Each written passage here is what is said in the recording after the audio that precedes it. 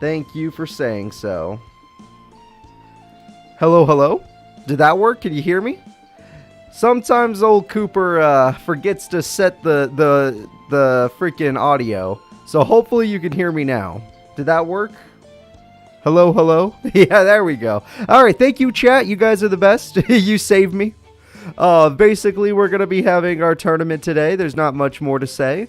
Today's tournament is going to be all about the Husbandos of Yugioh. And there's going to be 30 of them that I have chosen that I think fit that role decently well. And we're going to see which one is our favorite out of the bunch. I'm going to show you guys the bracket very soon, which we'll see which one's the best. Now let me take a look, and let's all take a look together. Let's see here. Where is it? Let's see. Better believe it. We already did a waifu tournament, so now we gotta do the other way around. Exactly. We already did the waifu tournament, so now we gotta do the other side of things.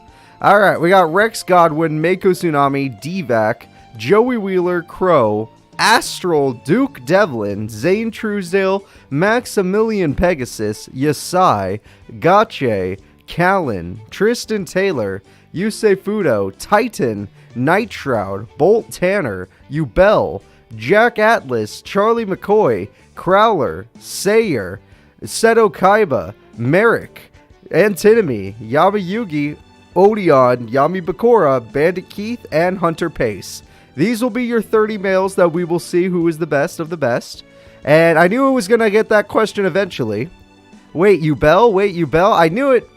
I knew I was going to get that question eventually. Guys, get back. You got to understand. Yubel's both. Why is Crowler here? That is a beautiful man. Understood? Crowler is a beautiful man. And you all are crazy.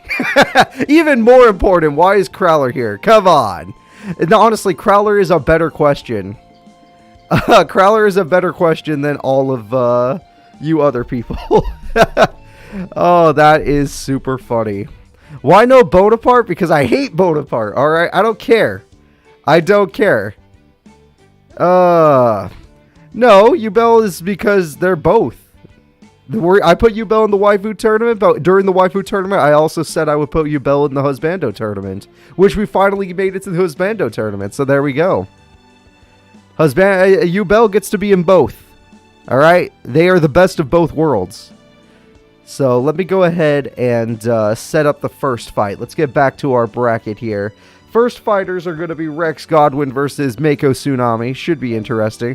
Why no 5Ds, can you? Yeah, I know. I was considering that too. And if you're missing any of your favorite characters there, you got nothing to worry about. This is a smaller tournament compared to the bigger one that's coming. It'll be the best boy tournament that is coming. But right now, we're just doing the Husbando one. Alright. Husbando one is more about people that are... Yeah.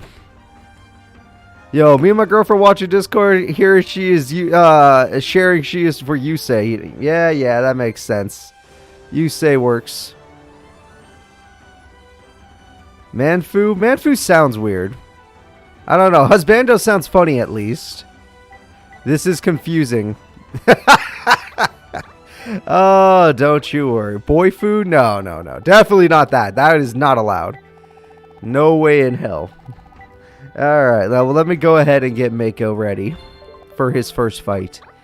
Mako Tsunami, come on. You know you got this. This guy's a wimp. Rex Godwin's got nothing.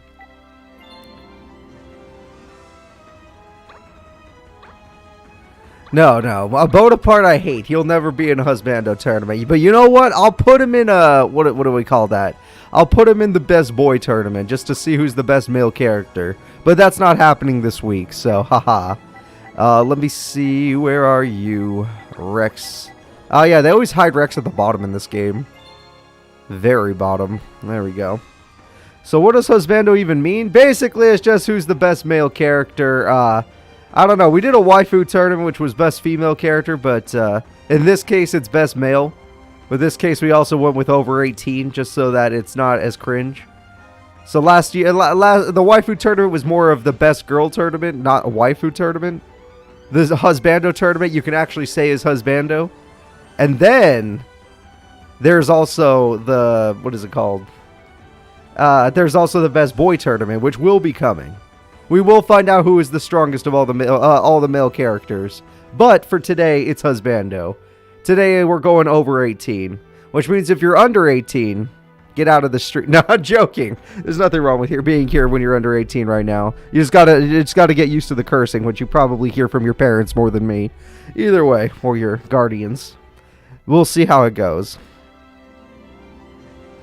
Alright, so I'm all set up on this side. Our first two fighters are here.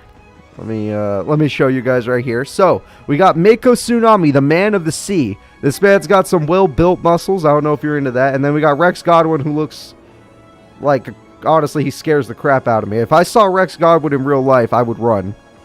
I don't know about you guys, but I would run. Where is Abidos III where he belongs? Back in his sarcophagus. Oh, Elgato? No, get him out of here. Who the hell even is Elgato? No one even knows who that guy is. Yeah, no one knows who that is. Get him out. The freaky fish guy? Yeah, no, the freaky fish guy is going to be here. Mako, women want me, fish fear me. Because I want them. Oh, that's so messed up. That's gross. I love it. I love it. Mako, women want me, fish fear me. Because I want them. No. Jesus Christ. See, Infernity Boy doesn't even know who Elgato is. They think it's the Exodia guy. Elgato's not the Exodia guy. Elgato is a device you use to record videos. I told you, these people, they don't know nothing. They don't know nothing. Yeah, oh, you missed it, Yugioh, the duelist? Freaking, you better believe Duke Devlin is in this, of course. He doesn't get his own music for nothing.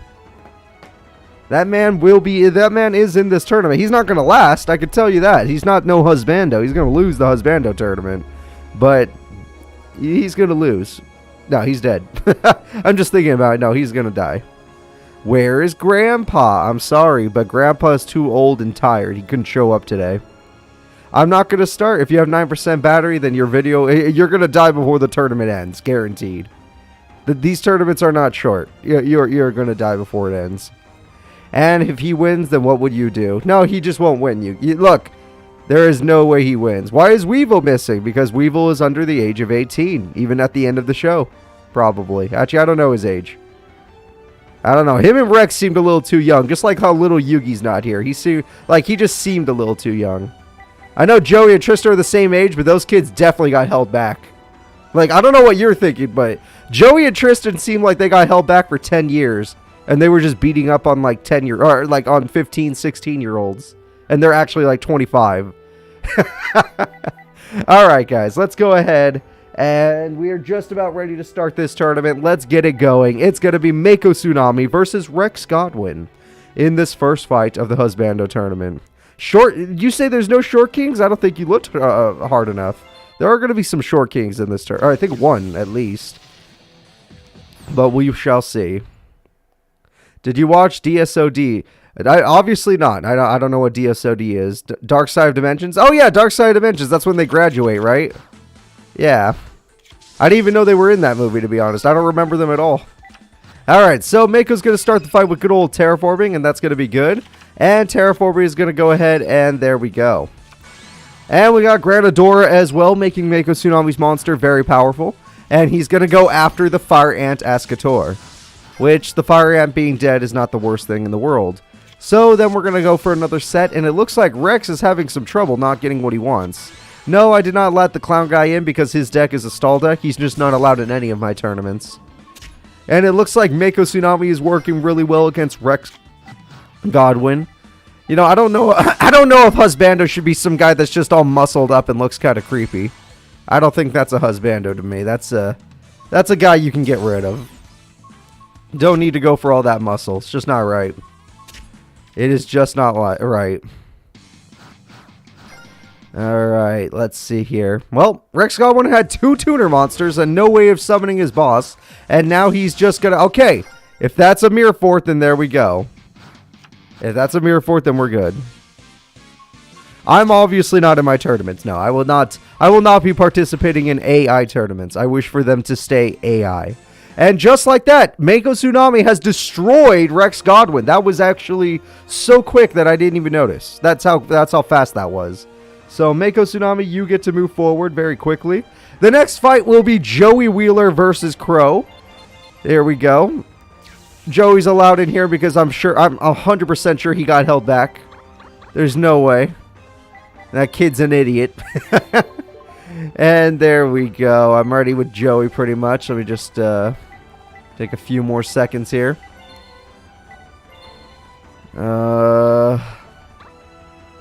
Yeah, all those muscles didn't stop Rex. Didn't stop freaking Mako from getting rid of Rex. That doesn't matter. No, Celtic. Like I said, he's been held back 10 years. That man's old as fuck. He's in high school, but he's like 25. Alright. I'm all... Oh, wait. Nope. Not set up. There it is. Now I'm all set up. So, let's go ahead and go. It is time for Joey versus Crow. Now, this fight I'm actually kind of interested to see because Joey has been performing well recently. But today, Joey is going to be using his Guilford or Warrior deck that he used during the Battle City era. So we're going to see if that deck can compete as well as his Red Eyes deck. Because the Red Eyes deck has already been performing well. So we're going to start with Gearfried and immediately get Icarus attacked. Which means, yeah, you have to destroy your own trap card. So Joey did lose his monster, but at the same time, Crow lost more. And there's Shura. And Shura's gone by a trap hole. That'll do it. Alright, Joey, do you have a monster right now? He does. He has Accelerator. That's a good one. That's a good one. And yes, I 100% make up the rules as I go along. None of this is like canon. All of this is me making it up. Dark Hole? Really? You spent a Dark Hole on him? Really? Scapegoats. Okay, there you go. At least you got something. That MST did not destroy anything. How does a bird fall into a trap hole? Very slowly. Very slowly, that's how. Joey Wheeler summons the Panther Warrior with the Scapegoat tokens. Holy crap, he's a genius. Joey Wheeler is an absolute genius, and Crow has to top deck his way back in. Oh, that's a really good top deck. But he has to top deck his way back into the duel. Fairy Bots could protect the Scapegoat. It will not because Joey's luck stat is 0, basically. But we'll see what happens. Alright, pay 500 life points, and Joey gets a Copycat. That's not bad. I mean, I like to save those, but 1600 attack is 1600 attack. We'll take it. And there's still enough tokens left for Joey to win the duel. Alright, so Crow, you've been doing very terribly ever since the Shadow Realm tournament, and things have not stopped. Oh, but with this effect... Oh, wait, why? No, the other guy was better! This guy was better! If you destroy Copycat, you could act... Oh, never mind, you would have died. Never mind, it's fine. It's fine, guys. It's fine. So even Joey without the Red Eyes deck that's won 2 tournaments, he's doing... He has Release Restraint! Oh, shit! Joey has Gearfried, the Sword Master! He's got the Lightning Blade! He has the ability to pop a monster! He has the ability to win the duel! Joey pulls off the combo, Joey pulls off the victory, and he's moving forward in the Husbando tournament. There we freaking go! Joey Wheeler, best combos. I didn't actually think he'd pull that one off, but he did it. Damn, Crow losing to someone like Joey. And Joey's not even using the deck that won him the tournaments. That's sad. That is sad. Alright. The next duel is going to be Astral versus Duke Devlin. Alright, everybody. Astral versus Duke Devlin. My money's on Astral, but, you know, anything can happen. Husbando is waifu, but male. There you go. That should be enough. Oh, let's see. Dookie, where are you? Oh, wait. Dookie's a character from The Wire. I shouldn't say that.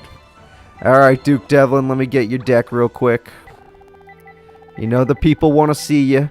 And no, I can't use your theme song because then I'll get it copyrighted, but we'll see what happens. Alright, let's get it going. Duke Devlin versus Astral. Now, looking at this, Duke has a 0.1% chance of winning, which is fine. 100% fine with me. Can we get a Duke versus Joey match? No. No, we cannot. Duke can't get past round 1, especially when he doesn't summon a monster. His opponent, on the other hand, has summoned the ultimate shield. And has also summoned that. And has already got change tactics. Well, everyone say hello to Utopia, the first of many monsters. And with change tactics, I think you pay a mere 500, but you get to draw a card. However, Dice Foon says nothing, and Dice rerolls them just in case for this thing. A 2. It got rid of it. You don't even need the Dice reroll. And there we go. So he doesn't get to draw a card, but he still has Utopia Prime. So that's not good. And he's got an attachment, so now he's at 38-10 attack. Holy crap. Duke Devlin is looking real bad, everybody. He's looking real bad, unless he rolls a 3. Holy shit, he rolled a 3. Alright, well, he got lucky enough to roll a 3, but you know what he didn't get? He didn't get a monster, which he desperately... Oh, they both didn't get a monster.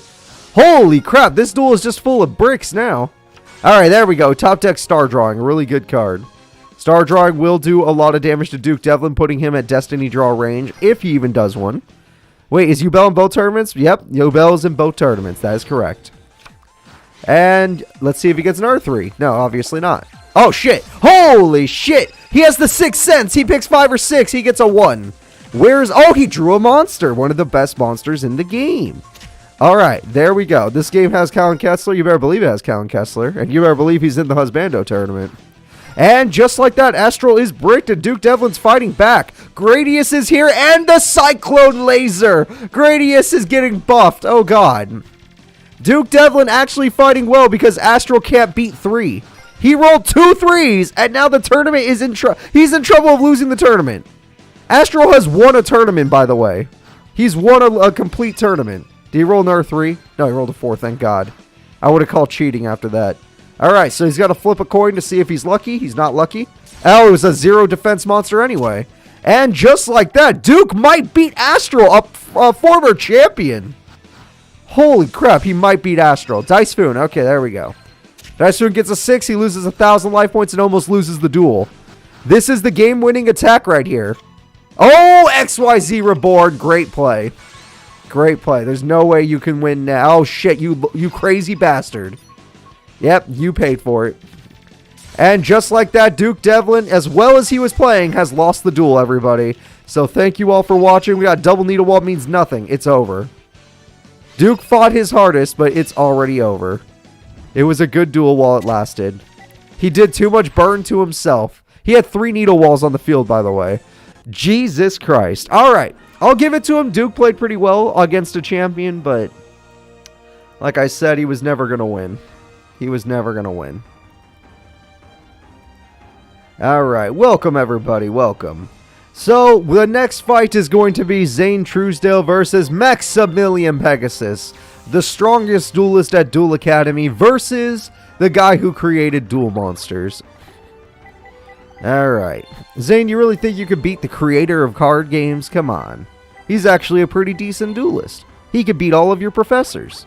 All of them. Alright, let's see. Pegasus. There we go. There we go.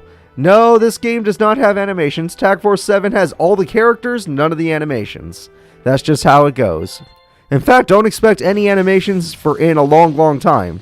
The only place you go see animations is in my new series, Yu-Gi-Oh! Capsule Monster Coliseum. That is the only place. That is the only place. All right. If you want to watch Yu-Gi-Oh, if you want to watch a Yu-Gi-Oh game with animation, go watch Capsule Monster Coliseum. I'm doing it in like HD or some crap. Go do that. Go watch that. All right. Let's see here. We got Zayn going in with a. Okay. And Marshmallow will stop Dre. That did not do anything. Okay, that's not good. 2 back rows kind of scary, though. Also, there's voice acting in that game I just talked about. They have voice acting, so it's pretty freaking sweet.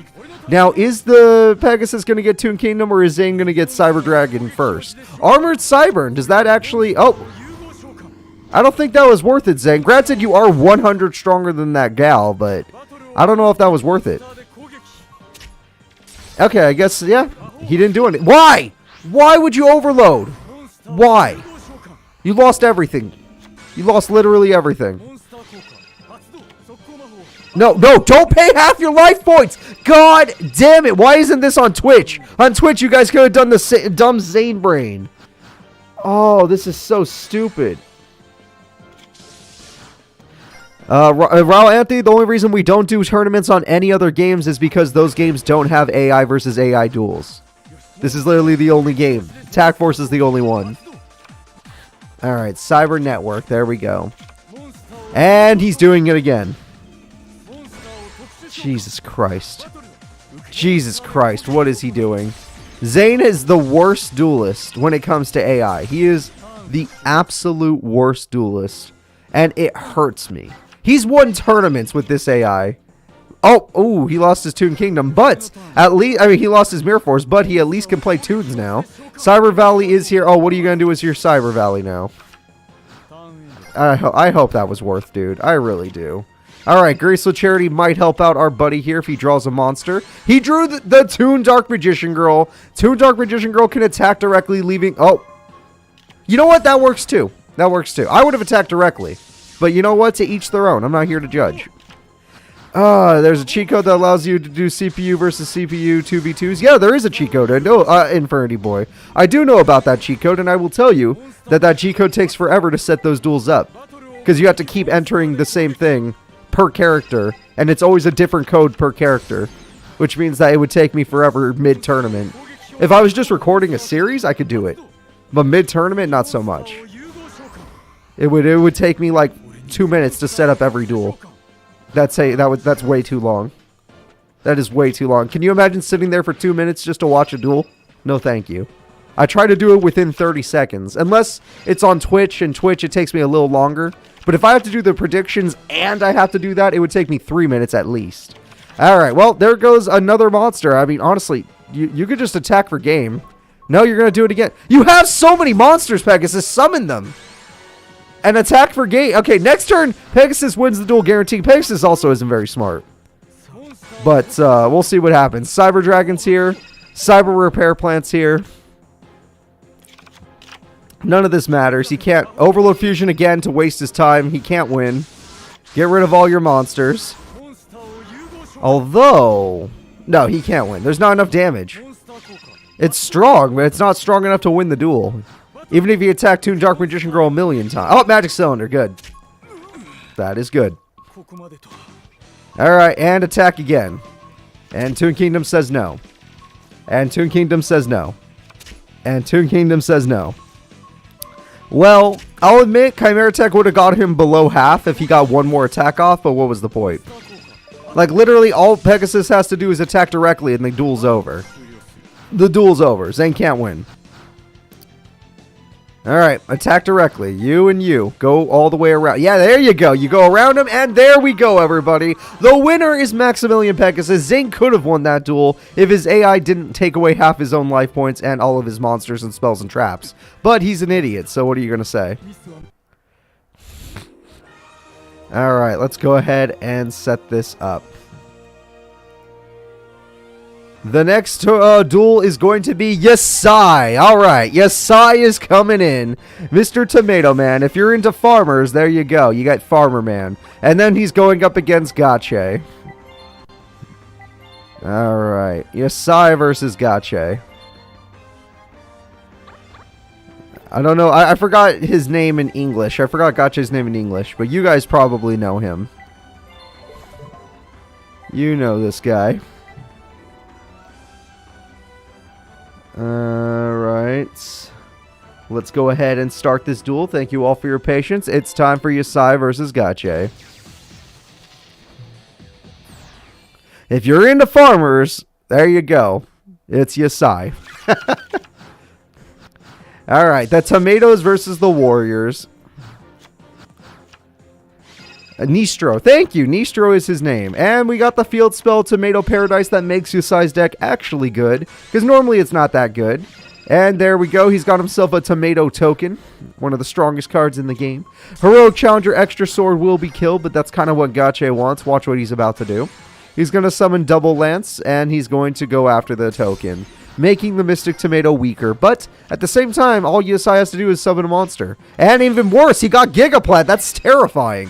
Gigaplant is going to put you in a very bad situation, Gache. Heroic Challenger Retribution. Rose Archer! He countered the trap! Oh, crap. You could have done it. Nistro was baiting him. Nistro was actually baiting him, but it did not work. Yasai's in middle school. That guy who's a farmer and clearly looks like he's in his 40s is in middle school. Screw it. It's too late now. It's too late now. I didn't watch Zexel, but that guy looks like he's in his 40s and that he's been farming for his entire life. All right, with all the tokens, he's at 2,000 attack. There we go. And the token beatdown begins. That's 600 damage. There it goes. And we got ourselves Solidarity. And we got ourselves Heroic Challenger Spartan, which can easily destroy the Inmato. It looks like Yasai's actually in some trouble. He's against an opponent that can overpower him. And that is not good. Oh, Monster Aboard can bring back Gigaplant. Okay, that is good. He needed that because Gigaplant is buffed by the tomato tokens and is buffed by the cherry Inmato and is buffed by all the tomato. He's got so many tomato tokens. They're going all in. Oh, crap. Gigaplant will be the first to go all in and take away some life points. Next, we're going in again and again. With all the tomatoes having 1,000 attack each means that Nistro will live with only 300 life points left. He got very lucky he survived this turn at all. And it looks like Yasai is really strong. These are both champions fighting each other, so anything can happen, but we'll see. There we go. And... okay, we got a brick. That's it. The Destiny brick is real. And Yasai is going in. The token beatdown was too strong. And Nistro is too weak. Let's get him out of here. Get him out. He's terrible. Absolutely terrible. Alright, let's go over here. Yasai gets to move forward. The next fight is Callan Kessler versus Tristan Taylor. Huh, those are two pretty bad characters going up against each other. Welcome, Roscoe. Alright, Callan Kessler versus Tristan Taylor.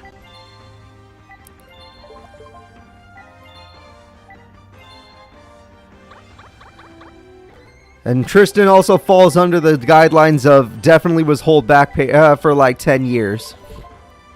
Definitely was held back. Alright, Tristan. I'm looking for his deck still. There we are. Let's go ahead and get this duel started, everybody. It's time for Tristan versus Callan. Personally, I don't think the AI is good enough with Infernity, so I would say Tristan stands a chance of winning. Not a good chance, but a chance. This Saturday is the Arc 5 tournament. That is correct. In 2 days, we will be hosting the Arc 5 representative tournament, which means if you show up late, you won't get to see it. Because that tournament is the shortest one out of all of them. Tristan starts with a trap hole. That is always very good. Trap hole is pretty handy to have. Yeah, I'm not joking. Like, our Arc 5 is like 16 characters. If you show up late, you don't get to see the tournament. It'll be over within like an hour. Oh, damage gate. There we go. And we got Dark Hole. If that's okay. Dark Hole did its job. Tristan, you lost your cards.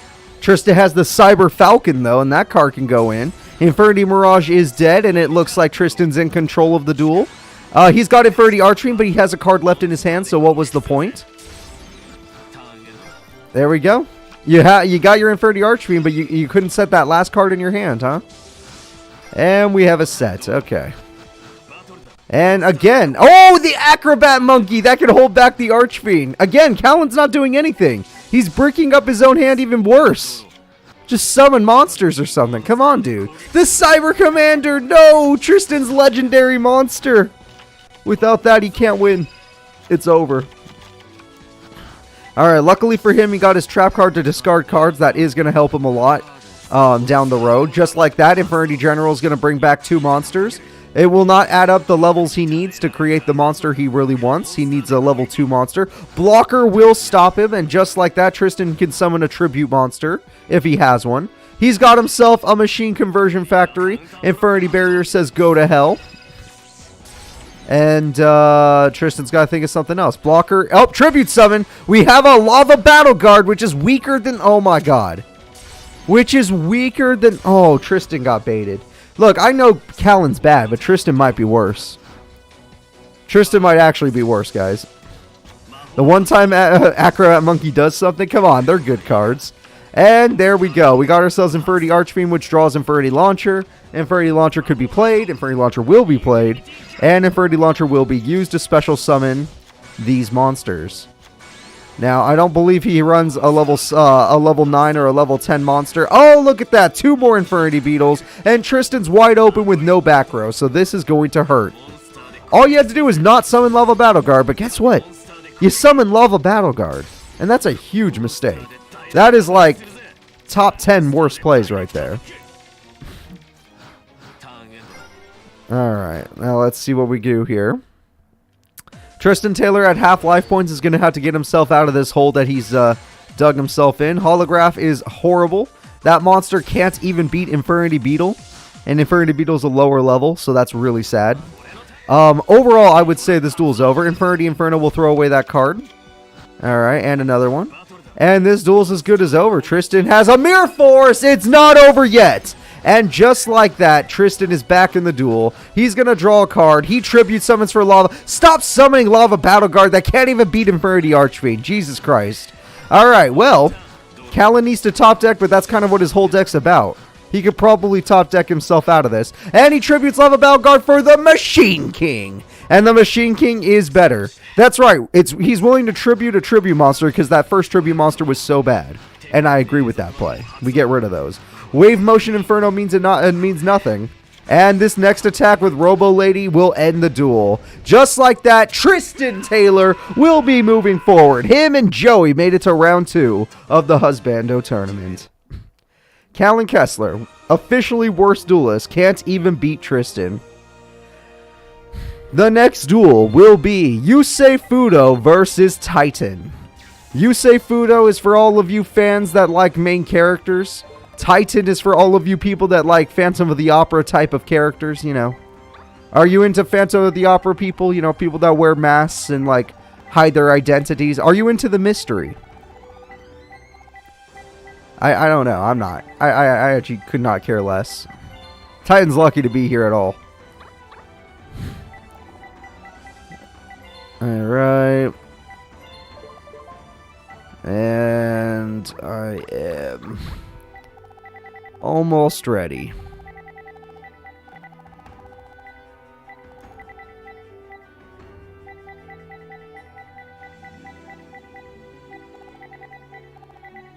Almost ready. Alright, we're ready to go. Let's go ahead and see which one is stronger. Will it be Titan or will it be Yusei? Crow is weaker than Tristan. Yeah, Crow is weaker than Tristan. Tristan made it farther. Oh, man. Alright, so looking like this, we got Archfiend Cavalry and we have Axe of Despair to start the duel. Very good start from Titan. Let's see if Yusei Fudo's got himself a good. Heavy Storm is an amazing start. Top tier. Gets rid of Call the Haunted and Axe of Despair, but no combos to Synchro Summon. Now we have Trance Archfiend, which I don't really know what it does. The Cavalry will destroy the Jet Synchron, and Yusei Fudo will take the first hit of damage. Not good if you're a Yusei fan, but honestly, I would say that it's going to be okay. There's nothing to worry about here. I honestly feel like, if anything, Titan is going to lose. Alright, we have a Field Spell making the Archfiends even stronger by 500, and MST says go to hell to that. No one needs to see that. Back to 19. Debris Dragon will survive the attack. We have a Tribute Summon. He's got his Summon Skull. That's awesome. Alright, everybody. We got a Summon Skull, but right now Yusei can make a Synchro Monster if he gets something. I actually don't know what Debris Dragon even makes. If it even makes anything. No, he's baited somehow. Now, granted, he was going to die no matter what to Summon Skull, so you might as well. Terraforming's going to come in, giving him another Archfiend Palabyrinth, and then that puts Summon Skull on a massive 3k attack. But Mirror Force! He got the Mirror Force! That will get rid of it. Titan is now in danger. Yusei, will you Synchro Summon? Or is this as good as over?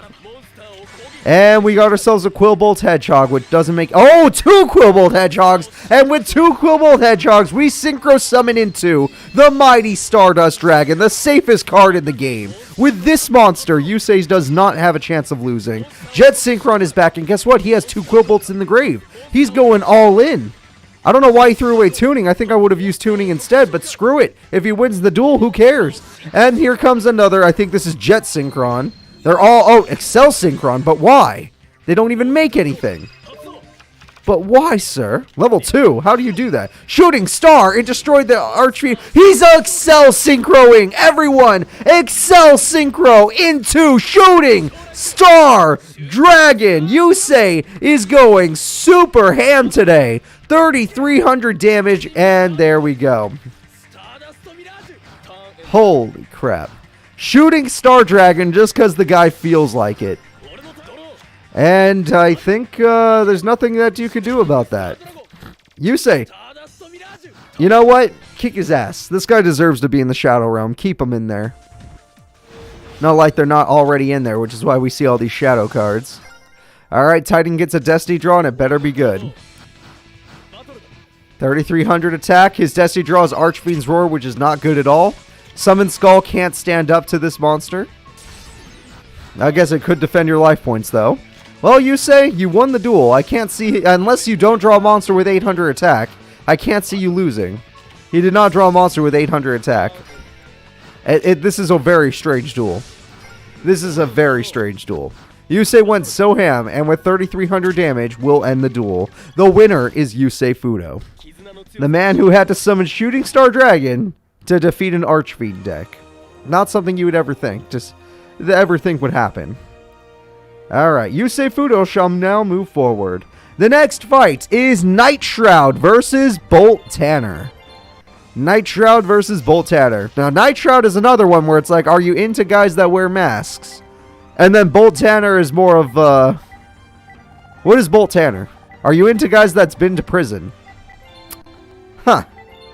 I don't know about that. I really don't know about that. Alright, let's see here. Bolt Tanner, Bolt Tanner. I never use you, so it's kind of, there he is. And here we go, everybody. It's time for Bolt Tanner to take on Nightshroud. Let's go. Now, in my opinion, I think Nightshroud's going to win. But Bolt Tanner hasn't really won any duels, so maybe today's the day. Summoner's Heart will give him his Ushioni. His boss monster is the Giant Ushioni, a monster that has a good effect since it can attack twice per battle phase. We got ourselves Spear Dragon. And Spear Dragon will destroy Spear Cretin. Easy kill. Spear Cretin can't do anything. There was nothing in the grave.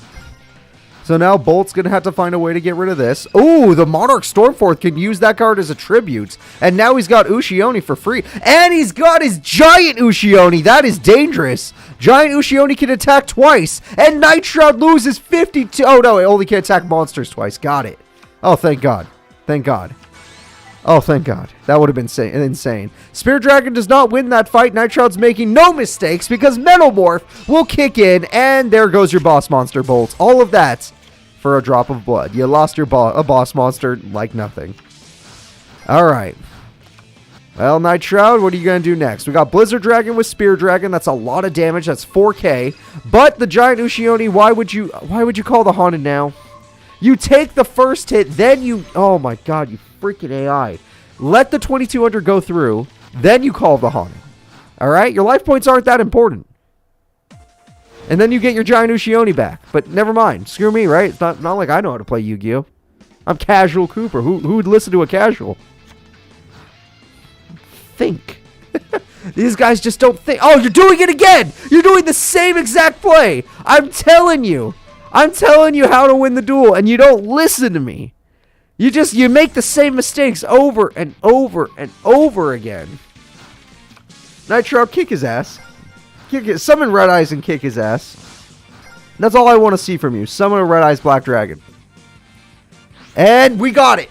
We got it, folks. Red Eyes Black Dragon. There we go. And he's going to win with Red Eyes Black Dragon. And that is the end of the duel. My buddy Nightshroud has won, and he did it with the Red Eyes. I appreciate that. I'm glad he at least did it with my favorite. Alright, let's go ahead and take a look. Nightshroud, move on forward. The next fight is Jack Atlas versus Charlie McCoy. Let me go ahead and set this up. Jack Atlas versus Charlie McCoy.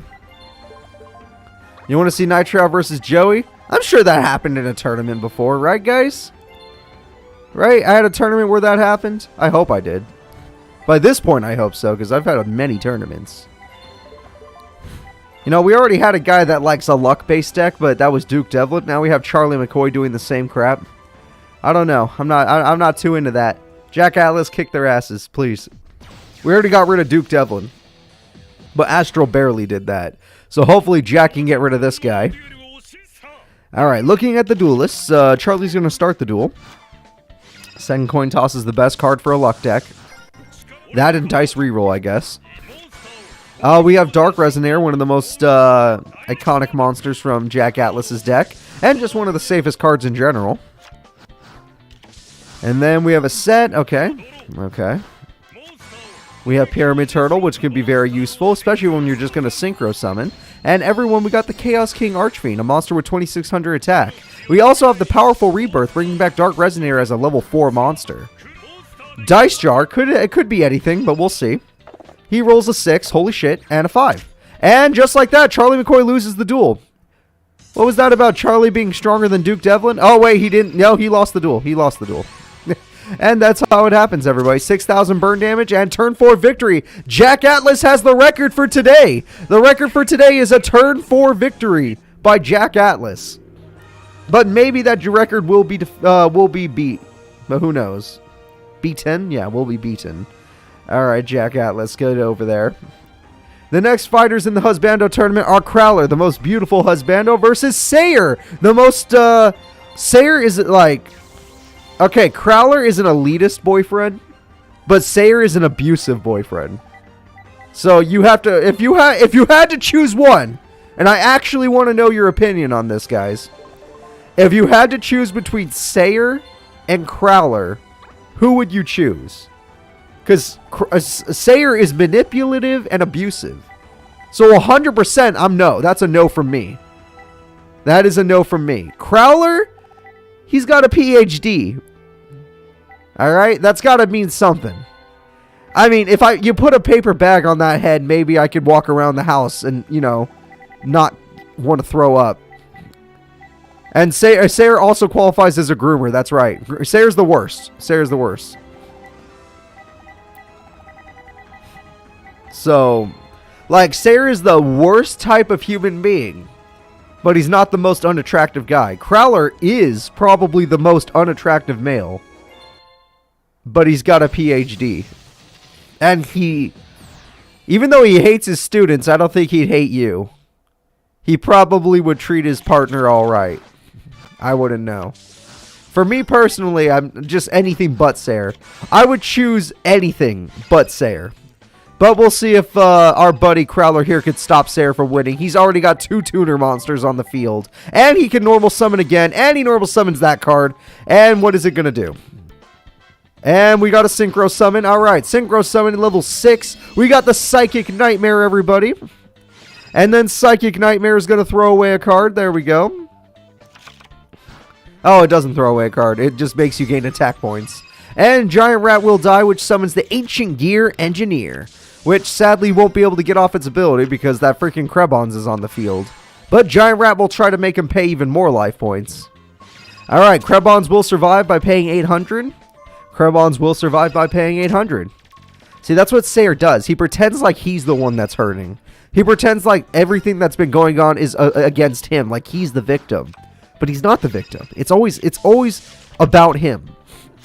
And he's not the true victim. It's always the person with him. And he has a fusion monster. What does he play? What the fuck? Ultimate Axon. What the hell is this? Since when did he have a fusion? There's a fusion Archfiend Synchro whatever? Alright, you know what? Put the Gadgetron Dragon stronger. Go Gadgetron. No! Rainbow Life happens before. Gadgetron Dragon. He just heals 100. Yeah, no, that's amazing. I didn't even know. I didn't even know. I would take Yami Marik, a man who would literally kill me, over Sayer, a man who will manipulate and ruin me. We want to see Cooper, Alter Ego Cooper. Bonaparte can go to hell. I am Bonaparte would. Oh God, that's a good point. I would take. I hate saying this out loud, but I would take Bonaparte over. I would take Bonaparte over Sayer. I would. Bonaparte is a horrible person, but I would take Bonaparte over Sayer. That's just how it is. Yeah, honestly, Crowler's trying to protect the students from being groomed by Sayer. Let's get him out of here. No one's joining your cult today. Crowler saves the day. Not something you're going to hear very often, but someone saves the day. Crowler will do it. Alright, the next duel is Seto Kaiba versus Yami Marik. A duel I don't think we got to see before. That's kind of weird. You'd think these two characters would fight, but I don't think they fought in the show. Interesting. Alright, between these two, I mean, it's clear that Kaiba wouldn't care about you. Like, he would care more about the business and his Yu-Gi-Oh cards. But he would keep you rich. Whereas Yami Marik would straight up torture you. Like just straight up torture you for fun. So I guess I'd have to... but Kaiba's such a dick. That's tough. That's tough. Being tortured or being ignored? Abuse or neglect? Abuse or neglect? These are terrible husbandos now that I think about it. They shouldn't even be here. I'm gonna go with neglect. I'm going with neglect because at least I have money. At least I have money in that. Like, what do you guys think? I want to hear in the comments. What do you choose? Do you choose the abusive torture of Marik, or do you choose the neglectful, indifference of Seto Kaiba? You go with neglect? Okay, good. I'd be rich. Yeah, exactly. See, you got the same mindset. We're on the same wavelength here. We got this. All right. Oh, and Celtic, thank you again for the $5. I'm just very upset about that. Oh, Nightmare Wheel. That's not good. I'm just very upset that I had to say Bonaparte's name above someone else's. Yeah, Kaiba. Yeah, see, we're on the same side. I know that while we're sleeping in bed, he's actually going to be sleeping with his 50-foot Blue Eyes body pillow. So it's not like I have to do anything. I'm just going to be sleeping in the bed. And, like, the body pillow is just going to be there. Honestly, I'll probably sleep in a different section of the mansion. I don't even have a choice in that. Yeah. No, go with Kaiba. Oh, TT! Just like that, Kaiba has freaking Yami Marik on the ropes. Yeah, I'm surprised this duel did not happen in the show. We have Lejin going in to take on Yami Marik. Lejin will be stopped by a Metal Reflect Slime, though. I don't think Kaiba would care if Blue Eyes was female or not. He just wants a dragon. He's definitely one of those scalies. Probably. Maybe. Alright, there we go. We got ourselves a Mystic Tomato. He can neglect me all he wants if there's money involved. That's a sad mindset to have. But if your only other choice is Yami Marik, then I accept that mindset. Oh, he got maiden with the eyes of blue. Okay. Maiden with the blue eyes. That's pretty good. And let's see what he does with it. Okay, 2 Lejins and a maiden. That's not bad. You can never say Kaiba's not maidenless. Alright?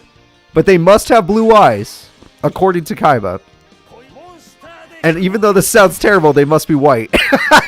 Oh god, blue eyes, white drag. Oh my god. So he wants them to have blue eyes and they have to be white. Which is just terrible. Just terrible. Whatever. We're learning more about Kaiba in today's tournament. Not Marik. Marik, don't do it! Every time you summon Raw, you lose the duel, you idiot! Holy shit, this man just summoned Raw. He's going in with 5,200 attack, and there goes Lejin. Technically, he didn't lose. Alright, you're staring down an Egyptian god card, Seto Kaiba. How do you deal with it? Lightning Vortex is how you deal with it. That's right. And to end the duel, he summons his girlfriend, Blue Eyes the White Dragon. And there it is, everybody. Every time you summon Raw, granted you did damage, but every time you summon Raw, you lose the duel. And this is what happens. You lose. Mr. Neglect gets to move forward. At least the abusive characters have been knocked out of the tournament. That's the good news. Sphere Mode and Phoenix don't exist in this game. For those of you that are curious. The next duel is Antinomy versus Yami Yugi. Okay, here we go. The Pharaoh Attempt, if that's what you're into. Are you into Attempt or are you into Antinomy?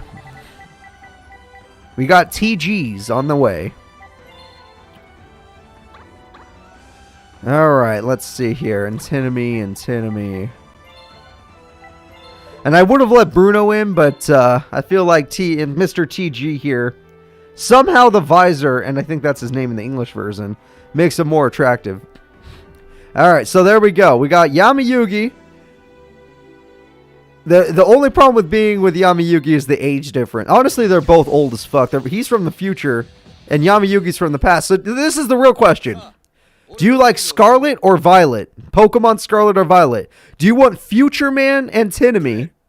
Or do you want Past Man Atem? Are you into the past or into the future? What do you want more? Do you want do you want that Hariyama? Or do you want that Jigglypuff? It's up to you to decide. Me personally, I chose Scarlet. Alright, I was into the past, so I'm a Yami Yugi fan. I chose Pokemon Scarlet, and I had a great Let's Play with that. Me and my friend Rick played it. Good times. Alright, TG Jet Falcon is a tuner monster. That could be scary. He's got TG Cyber Magician. He's got TG1 EM1. And they flip sides. Wow! Magic Cylinder will save the King of Games, but that was a really good play. Switching sides like that, but yeah, about that. Oh, Breaker. There you go. Breaker could defeat Defender. And Defender can stop Breaker from defeating him, but only for one turn. Not bad. I want Roaring Moon. Okay, you want Roaring Moon. Fair enough. And we got Buster Blaster, which I don't even know what that does. That monster has 0 attack. What are you doing? None of your monsters are tuners. Why did you summon a monster with 0 attack points? No, but seriously, why did he summon a monster with 0 attack points? Alright. We got ourselves a Why did you give it to Defender? Why did you give a token to Defender? Why? Does he have to? He has to, doesn't he? Apprentice Magician must make him do that. Then why even summon Apprentice Magician face up? That's the real question. And now he's got a tuner monster. You see the mistake you just made? Granted, it doesn't look like he's summoning anything. But Yami Yugi, you're playing terribly. So, you know what? Speaking of abusive, you know who is the most abusive, and not abusive, maybe neglectful parents I've ever seen? Play Scarlet and Violet and you will see the most neglectful parents I've ever seen. Great story. Alright, we have a level 2 Synchro. It's what the hell? TG Recipro Dragonfly into a level 5 Synchro. Okay. We got TG Hyper Librarian. See, that's a better monster. That's a good one. Jet Falcon will do some burn damage, so that's nice. Yami Yugi might be in a little bit of trouble. Breaker is going to destroy the back row card. Yami Yugi is going to crash, destroying 2 of his own monsters, and set a monster. Okay. TG Hyper Librarian is a problem. And Apprentice Magician will die. Lucky for him to even have that card. Apprentice Magician will come back. I'm glad that most of us agreed to go with the past. I'm glad to hear that. And we have ourselves a Defender. Okay, Defender is nice.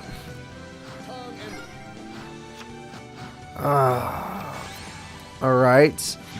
Green Gadget, not so nice. It's not looking like Yami Yugi's day. What's going on with him today? That is not a good play. Hyper Librarian will attack, and now Green Gadget gets a direct attack in. I think the King of Games is in trouble. The King is actually in trouble. He's going to need to get a legit Destiny draw, not one of those ones that he always gets. And his legit Destiny draw results in nothing. He's got nothing. Alright. Oh, it could be Mirror Force. It has a chance of being Mirror Force. Alright, let's see. Green Gadget is here. Red Gadget's in the hand again. The first attack goes in. Mirror Force. Okay, he's fine. It's fine. We're all good here. Everything's fine. He didn't even summon a monster, so I don't know why he's not setting one. Or could he set one? Maybe he could. Maybe he did summon a monster. It blanked out of my mind. Alright, looking at this, I would say Yami Yugi didn't set any traps or new monsters, so actually he's still in trouble. TG Striker was a special summon. Then we have TG Catapult Dragon. TG Catapult Dragon is going to summon that monster. Uh-oh. Level 5 Synchro Summon already. What are we making? We're making a Powered Gladiator. Uh-oh. It's not good. Oh, God, the burn's too much. That might be too much. Power Gladiator is going to do some damage. Yami Yugi, you're dropping really low here. I think this is over. Because that guy does piercing, so Yugi... Oh! And of course he's got Raigeki. Now, that's it. Yugi has nothing. Yugi has nothing. Rush Rhino goes in for game. Rush Rhino goes in for game to win the duel. That is the end of the duel. Yami Yugi, the king of games, is the king for a reason. He holds on by the skin of his teeth. This entire duel hinges on his final draw. This final draw will determine whether Yami Yugi is still in the duel. It's a trap. He already used the magic cylinders. His mirror force is gone. What trap can matter? And his opponent has everything he could possibly want. Here it comes. The attack to win the duel. Karibo! You gotta be kidding me! This man won't lose! The king of games is not losing! He is holding on with his Karibo. That is insane. I can't believe it. Heart of the cards. Oh no, it's over. It's over. Okay, it was crazy while it lasted, but it's over, guys. There's no way he's coming back now. Oh my god, king of BS. I'm not leaving, but yeah, no, he's leaving. Alright. Yugi gets knocked out in round 1 of the tournament. That is insane. Antinomy, who is also a champion, plays really well and defeats the king. I can't believe it. The king of games stalled with Karibo.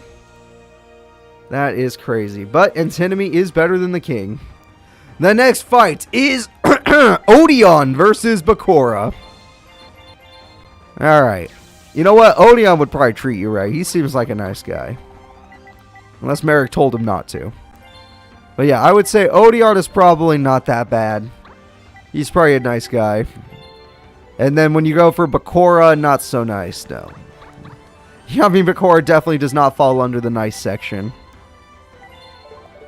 Tristan is better than Yami, Yugi, and Crow. That is correct. Logically speaking, that is correct. Tristan is better than Yami, Yugi, and Crow, according to this tournament. Alright, guys, let's go ahead and get this next fight going. It's Odion versus Yami Bakura. My money? I would be with Odion. Yami Bakura is another one of those guys who, like, he pretends like he's all innocent, and then you go home, and then he starts beating you. Like, he's just a bad person. Like, in public, he pretends he's little Bakura. And then in the bedroom, he's Yami Bakura. So that's a no. No way in hell. Not living that life. Yeah, I take Odion. Alright. So Odion starts with a trap monster. That's pretty nice. Dark Ruler Hades is really nice, though. The Curse of Anubis will put him in defense mode, which is pretty smart when you have a Zone of the Spirit. Good play, Odion. Really good play from Odion.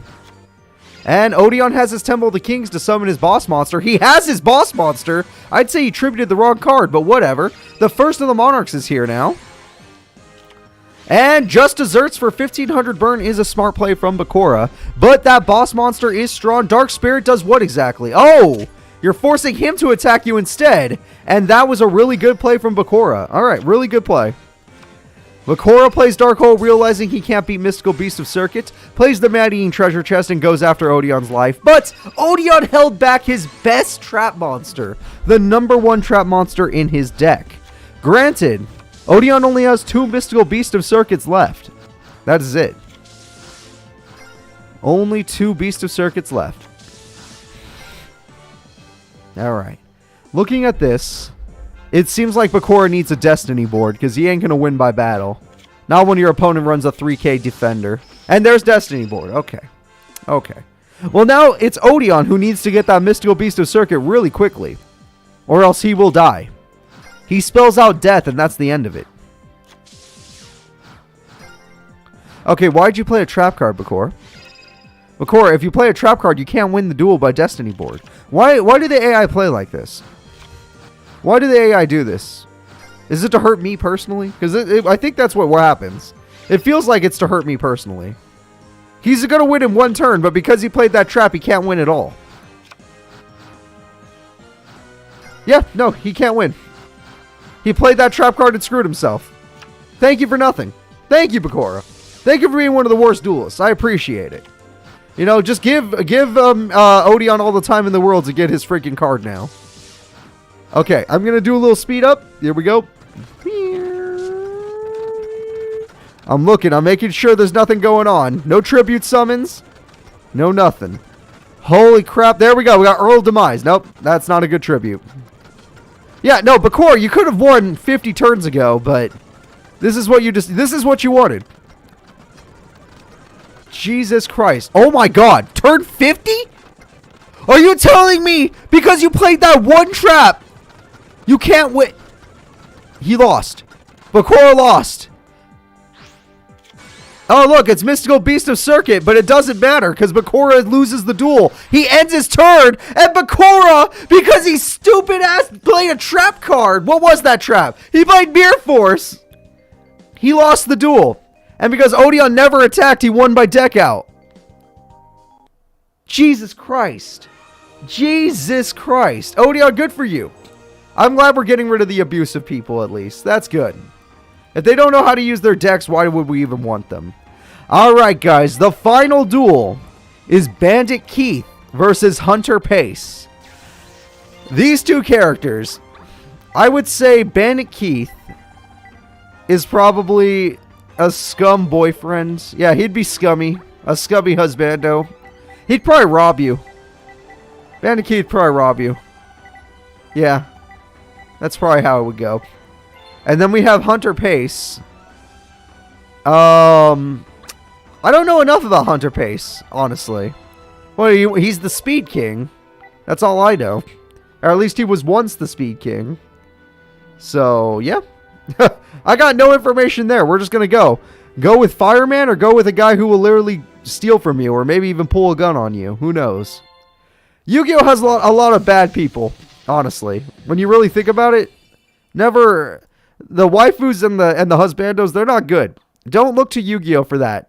They're not good people. Alright, let's see. Bandit Keith, let's get your face on. Alright, Bandit Keith has his face on. Very good. Welcome, Max. Alright, so let's see here. We got Mechanical Chaser, one of Bandit Keith's best monsters. It will destroy the Burning Skull head. And there we go.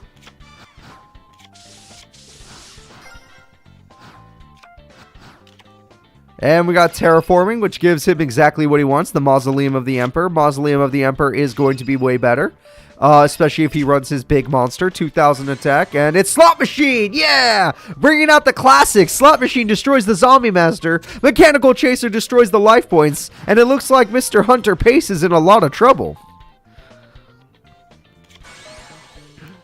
Skull Conductor. Alright, Skull Conductor will get hit by a Mirror Force. Yikes! Mechanical Chaser is gone. Does he have another big monster to summon? No. Reflect Bounder's pretty good, actually. It's not enough to win the duel, but still a pretty damn good monster. And just like that, Hunter Pace is one turn away from death. And he can't even use that field spell anymore. So that's not good.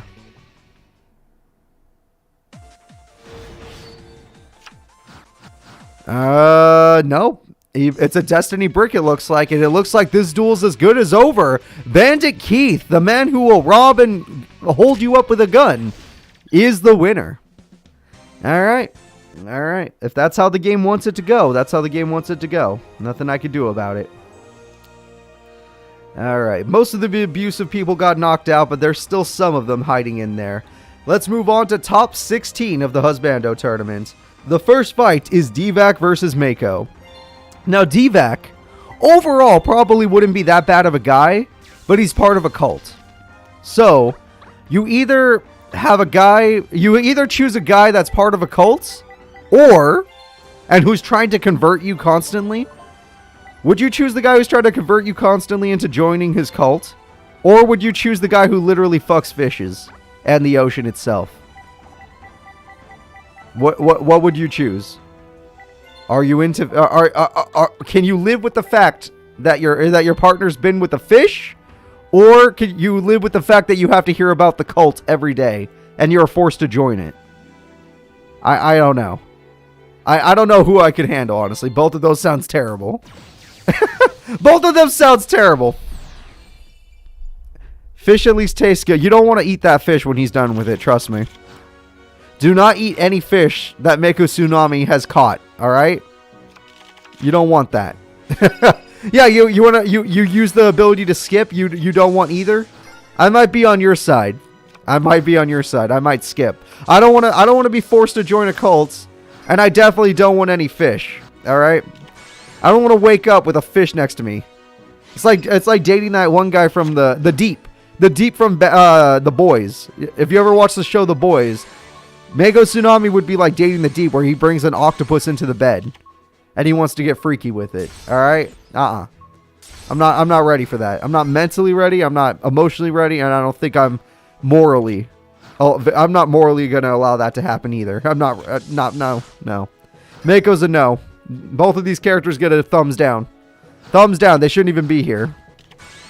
Alright, Legendary Fisherman's cool card though, so let's see how they do. Legendary Fisherman's going to go ahead and destroy a Scapegoat. That card's going to destroy a Scapegoat, and that card's going to destroy a Moja, of course. Alright, Moja's right there. And we have a set card. Nothing to do with that. I don't think that's going to help him at all. Abyss Soldier does not use its effect, but Ape Magician will die, and a lot of damage will be dealt.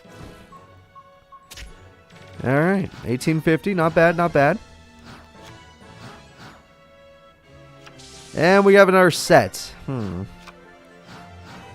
So Mako has an only fishes? Yes, he does. Yes, he does. And then we go in with a bunch of attacks. And that looks like it's already over. Well, it looks like the Mako's going to win. So, yeah. The way this is going, I'm not liking it. Oh, Cursed Prison! Save him! Alright, the Cursed Prison will save freaking D-Vac. Never mind, it's not over yet. D-Vac, save us from the freaky fish guy, please. I do not want him to win this tournament. Alright, we got ourselves an ape fighter, which could become stronger. Sadly, even if it does become... Oh, Tornado Wall. Sadly, even if it does become stronger, it can lose to Abyss Soldier if he's lucky enough to get a water monster in his hand. If we see a water monster, it's over. Nope, no water monster. It's not over yet. Alright. You need to target Abyss Soldier, D-Vac. You need to target Abyss Soldier more than anything. No, you idiot! If he draws a water monster, you lose! Why go for the monster with no effect when there's a water monster with a monster with an effect right there? And guess what? He drew the water monster. There you go. You deserve to lose. You deserve this L. And Scapegoats, thank God. He's not out yet. There's still a chance. There's still a chance. At 300 life points, he's holding strong. Alright, here we go. Just a set card and a set card. We're fine there. And we got ourselves Giant Red Sea Snake. Okay. He does need to summon more monsters. That way he can pop these tokens. And now, D-Vac, you have one monster for Tribute or Synchro. That's what you got to keep. And you summon a level 4 Ape Fighter and a level 3 Tuner. Does he have what he needs? Ally of Justice does this to get rid of the field spell, to get rid of Tornado Wall. Really good play. And he makes himself an ape. Zaman the Ape King. All right. We have the strongest of the apes. And TT. He got my hopes up. He actually got my hopes up there. But it didn't make a difference. TT. And 7 card fish goes in for game. And that's it. All right, we're gonna have to live with the fish guy. I'm afraid it's just how it has to go. All right, so I mean, it's not like he won the tournament yet, so it's fine. We're all good here. Waifu tournament. I feel like had better characters than this. The next fight is Joey Wheeler versus Astral. Let's go ahead and set this fight up. Now Joey's using his warrior deck. And Astral is using a busted deck that won him a tournament. Joey Wheeler has never won a tournament with the deck he's currently using. But he did take down Crow, which used to mean something. But now it doesn't really mean anything. We'll see what happens. Let me go ahead and set that up. Alright, Astral, where are you hiding? There you are. Don't you hide from us. We want to see you duel. Alright, let's go ahead and get this duel started. Thank you all for your patience. It's time for Joey versus good old Astral. Now, Astral... I don't know. Astral would be like being with that person in the movie Ghost. Like, obviously, Joey's the one I care about compared to that. I would go with Joey. He may be kind of an idiot, but it's better than a ghost. Hey, Joey's dumb play worked. He actually just went straight up for Time Wizard and it didn't fail him. And he's taking away the monster from the grave so his opponent can't use it. Even though he could have done that on main phase 1, but the AI doesn't know how to do that. The AI is freaking stupid. Oh, look, we got ZW Ultimate Shield, and he was going to get Utopia no matter what. It didn't matter what he did. I'm afraid that Time Wizard was wasted. He should have saved it for this card. Time Wizard is about to go up against Utopia Prime. That monster could defeat a Dark Magician by 10. We're in trouble here. Welcome, everybody. Good to see you. And that oh, God, Utopia Prime is at 3710. But for some reason, it doesn't go after the Time Wizard.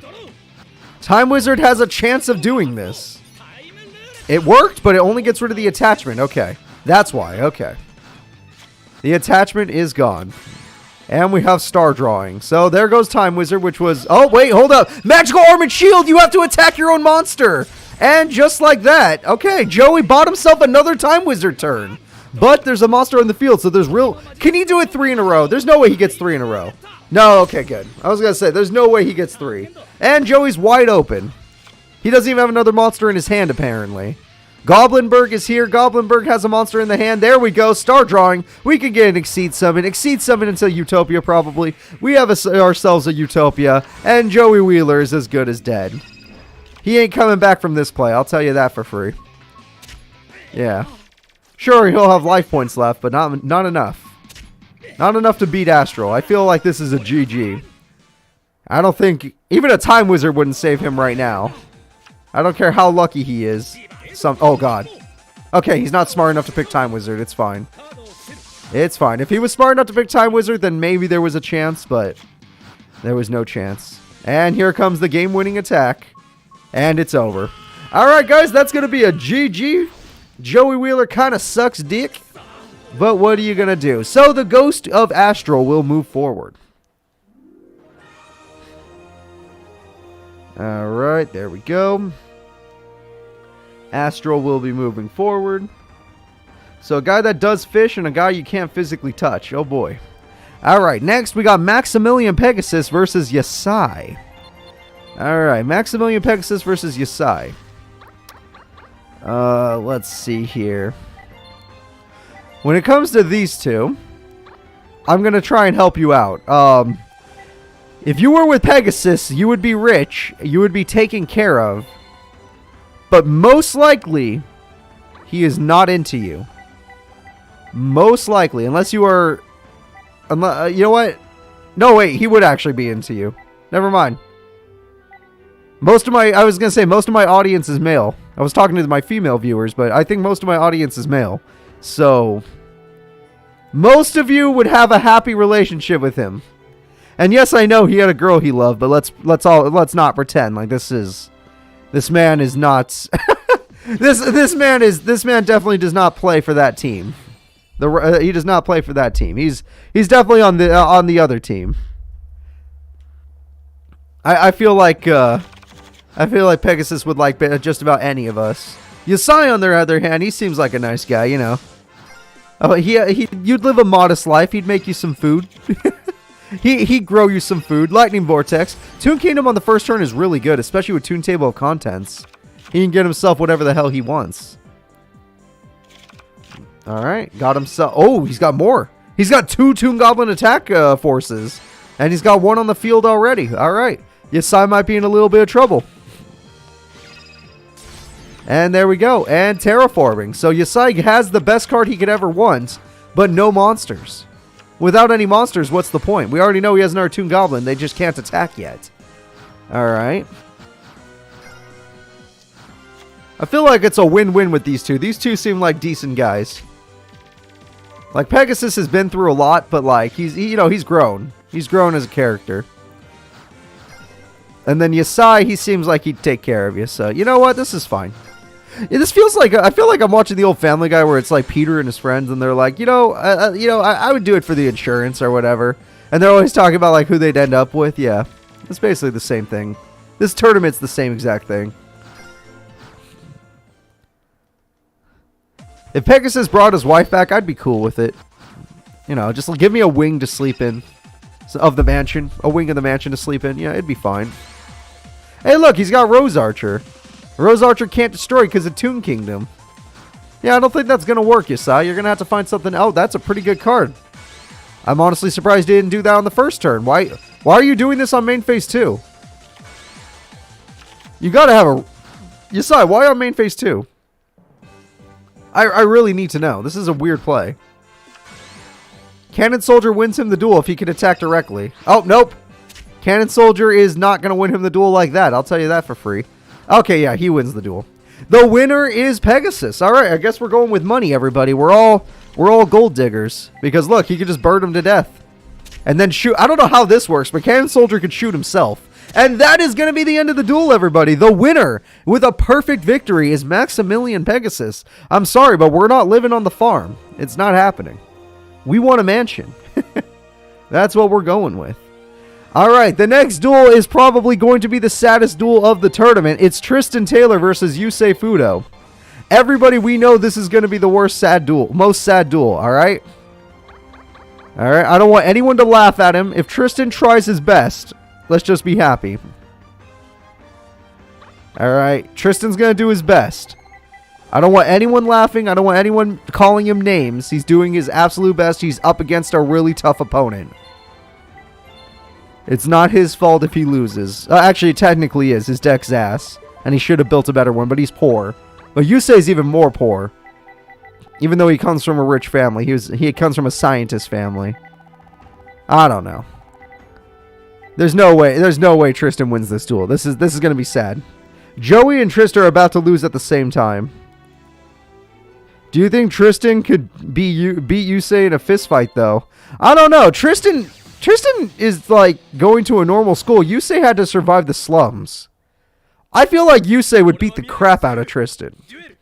Like, Tristan, what does he have to deal with? Some punks at school? Yusei has to deal with the streets. And cops. Constantly. No, Yusei would kick Tristan's ass. 100%. 100%. And between these two characters, you'd want to end up with Yusei instead, right? Like, that's 100% easy. I mean, granted, you have to hear him talk about, like, you know, boring shit all the time. About how much he matters, but it'd be interesting. You know what? It'd still be better. Tristan has nothing to offer. Alright, well, there we go. Synchron Carrier and Doppel Warrior using their effects. Doppel tokens are coming out with the Nitro Warrior. Nothing wrong with that. And we got a Synchron token. And that's a lot of monsters on the field. Okay, that holograph is dead. And those monsters are dead. Yeah, those life points are gone. Tristan's just lucky that the token beatdown isn't that bad, but the token beatdown hurts. It still hurts. It may not be that bad, but it still hurts. Yeah, honestly, Yusei could be boring. Oh, look, he got Polly. What the hell is he going to make? Oh, yeah. Let's see it. The Super Robo Yarrow. I don't think that beats Nitro Warrior, but it's cool. Yeah, no, it doesn't beat. It only gains 1,000. It's not worth. It's not worth. Limiter removal. That is worth. Never mind. Last second limiter removal. He beat the Nitro Warrior. And he tribute summons for Machine King. This man's a genius. Tristan Taylor, officially a genius. Machine King at 2,500 attack. All of these monsters hiding from him in defense mode. That's right, Tristan. You are the best. Your fusion monster took down his best monster. You're taking Quillbolts out of all the cards in the grave. You're taking Quillbolt. Why? You had way more options than this, dude. Why? Reinforced truth. Oh, God. Alright, Doppel Warrior's back. This ain't good. This ain't good. Out of all the cards in the grave, he Monster-borned that. And Heavy Storm guarantees that Yusei is safe to use his tuner monster. Oh, nope. We're going for a crash. Tristan is playing his best, but his AI somewhat played well at the first turn and then played bad the second turn. That Monster-born play was just terrible. Alright, Yusei, what are you going to do? Yusei has 1 for 1. He can get a tuner monster or a level eater. Really? If Tristan gets a monster, Yusei's bricked. Or not bricked, but he's top decking. Okay, Yusei still has a token for synchroing. He still has a token for synchroing. There's still that. And he's got Junk Synchron, the perfect top deck. With Junk Synchron, he can get Doppel Warrior. Doppel Warrior could summon his boss monster, the Junk Warrior, rocking like a 4,000 attack. Nope, Excel Synchron. Not what I was expecting. Granted, Excel Synchron can make Stardust, which is safe. Stardust can beat anything in Tristan's deck. And Stardust Dragon. Mirror Force won't work anymore. Stardust Dragon makes it a perfect victory. Machine King got weakened. There's no machines on the field. It can't stand up to the Stardust Dragon. And the winner is going to be Yusei, because how does Tristan win this duel anymore? I don't think Tristan can beat that card. Okay, well, Paralyzing Potion was not something I thought he had in his deck. Never mind. That actually makes a difference. But then he could just Synchro Summon on top of it. Oh, look, Synchron Explorer. And that gets Quick Draw. And now he can make whatever the hell he wants. Oh, look at that. He has another level 8 fusion. Alright. Or Synchro. Oh, shit. It's the Road Warrior. And Level Eater again. Okay. And then he Exceed summons his 2 level 7 monsters into the Big Eye. I'm joking, obviously. Oh, shit. Jet Synchron. Level 2 Synchro? Nope. Level 8. Yep. Yep. Get rid of that Paralyzing Potion. Yep. Yep. That's the end of the duel. Thank you all for watching. That's going to be it. That does not look like a good duel to me. And Tristan Taylor is... Wait for the final attack. He's out of here. All right, there we go, everybody. Tristan's out. Yusei, you made us sweat a little bit, but you have all the comeback cards in the world. You have all of the comeback cards in the world. Yusei Fudo will be moving forward. The next fight will be Yubel versus Nightshroud. Sadly, Yubel is a terrible duelist, so we'll see how that goes. Nightshroud is not the best duelist, but you know what? He wins duels, at least.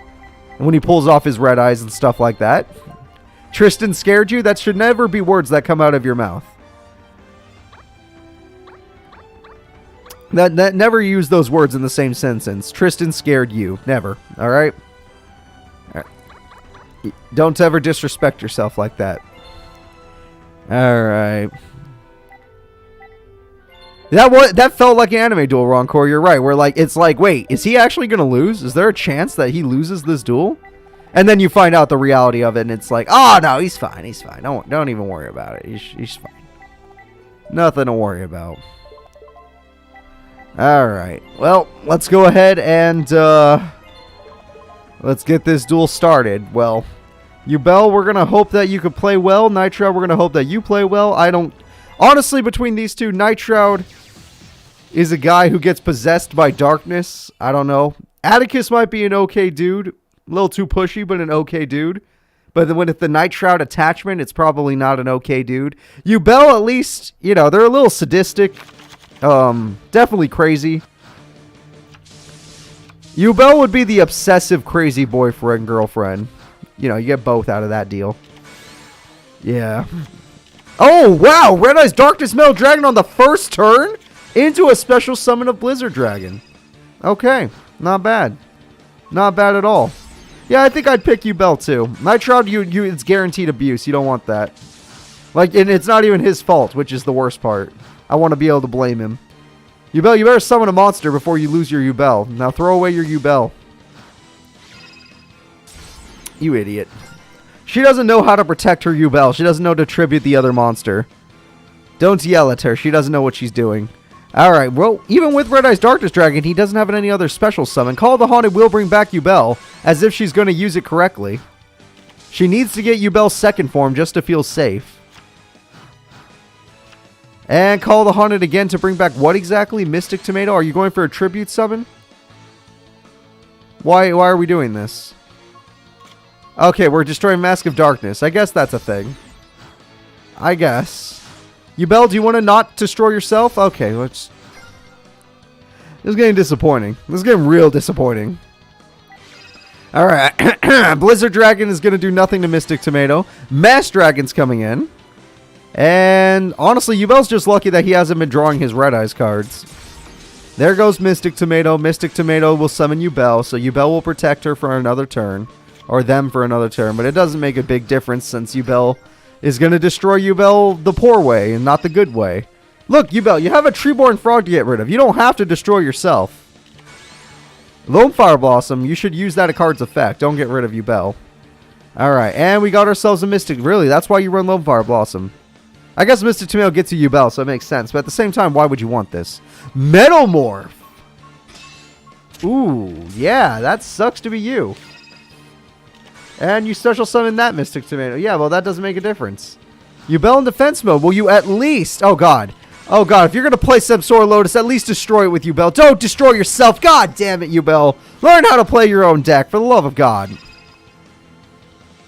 In Tag Force 3, Yubel can play Yubel. In Tag Force 7, Yubel doesn't know what the hell they're doing. It's useless. Alright, Metamorph will make it so you can destroy that. Are you going to get your third Yubel? Third Yubel is here. And the Lotus will die. And Yubel's Treeborn Frog is just going to come back anyway. You might as well not destroy it. So, Yubel, do you have a card to destroy Yubel, or is this duel over? Because if you destroy Yubel, you have a chance of winning. Get to your second form and you have a chance. Without your second form, you might as well give up. I think we're giving up, everybody. This looks like a good old give up. They had every combo in their deck to protect Yubel, and they just don't know how. I just don't understand. I honestly just don't understand. Metamorph gonna eat that monster up. Lone Fire Blossom was useless. And Yubel has Call of the Haunted to bring back Yubel. Okay, this is officially your last turn with Yubel. So either destroy it or lose. Doomstar token. Oh, look! Yubel played monsters so they could keep Yubel. Will they actually use it?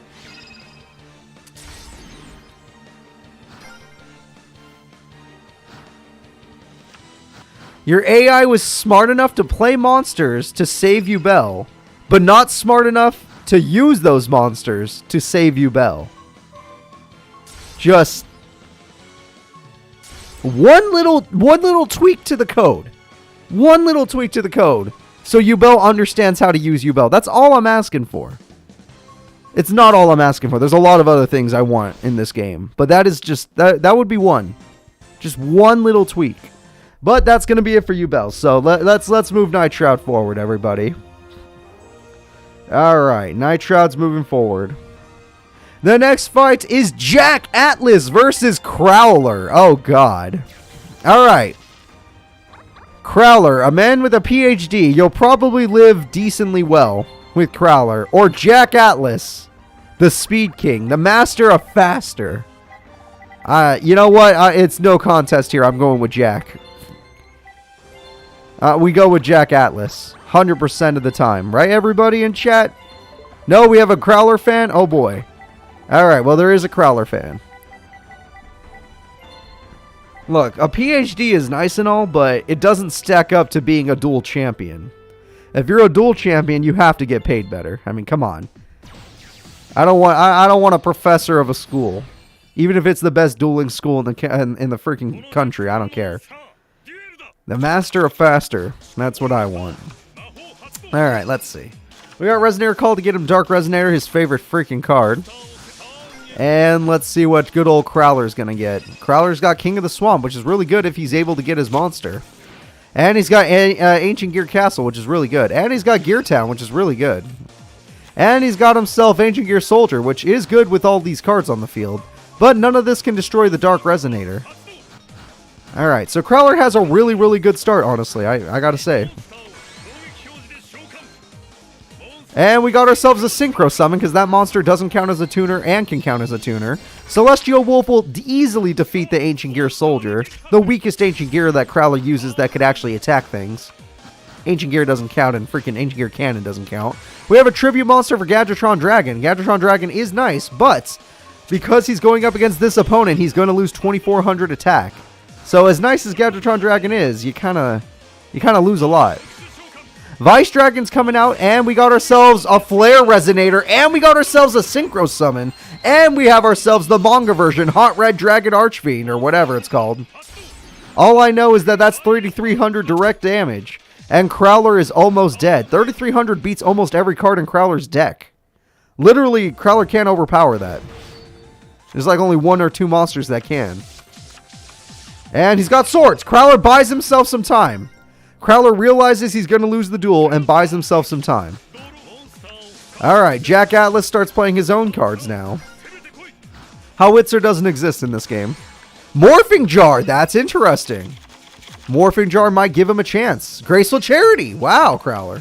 Really going ham here. Pulverization, that's the one card in his deck that could defeat this monster. This is the one monster in the deck that can win. And with 4,400, Fiendish Chain! No! And now Crowler's only powerful monster is going to die to the Archfiend's effect. 3,000 destroys all monsters in attack mode. Yes, it resummons Ancient Gear Golem, but Ancient Gear Golem isn't strong enough. And Harpy's Feather Duster will destroy Mirror Force and Swords. Gadgetron Dragon is back. And we have Resonator Engine, of course. Holy crap. Oh my god, the ultimate Ancient Gear Golem bites the dust, and because he used Flare Resonator, his monster is strong enough to defeat the Ancient Gear and the Gadgetron Dragon. God damn it. Really good play from Jack. Really good. I'm happy to see it. But I'm surprised that Crowler lost everything. He lost Swords, he lost Mirror Force, he lost everything. All that he's got left is some traps and some Ancient Gear Drill. It's 1 turn too late. If it was face up on the field, it would matter, but it's 1 turn too late. If he could just flip that spell card, he'd be able to tie and trade with that monster. Instead, he's going to die. Crowler left wide open. All Jack has to do is attack. Actually, he needed to play 1 more monster in attack mode. Why didn't Jack put Resonator in attack mode? Or summon that monster earlier? Jack won the duel. Why didn't he just summon a monster? He won the duel. All he had to do was attack mode. Flip into attack mode. And you win. But he didn't do that.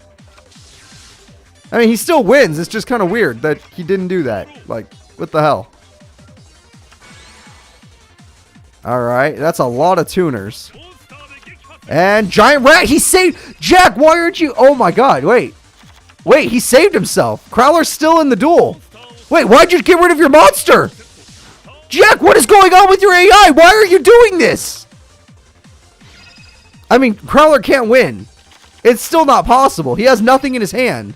And his one monster is way too weak. But Jack is playing like complete ass. Alright, Jack, will you at least just do something?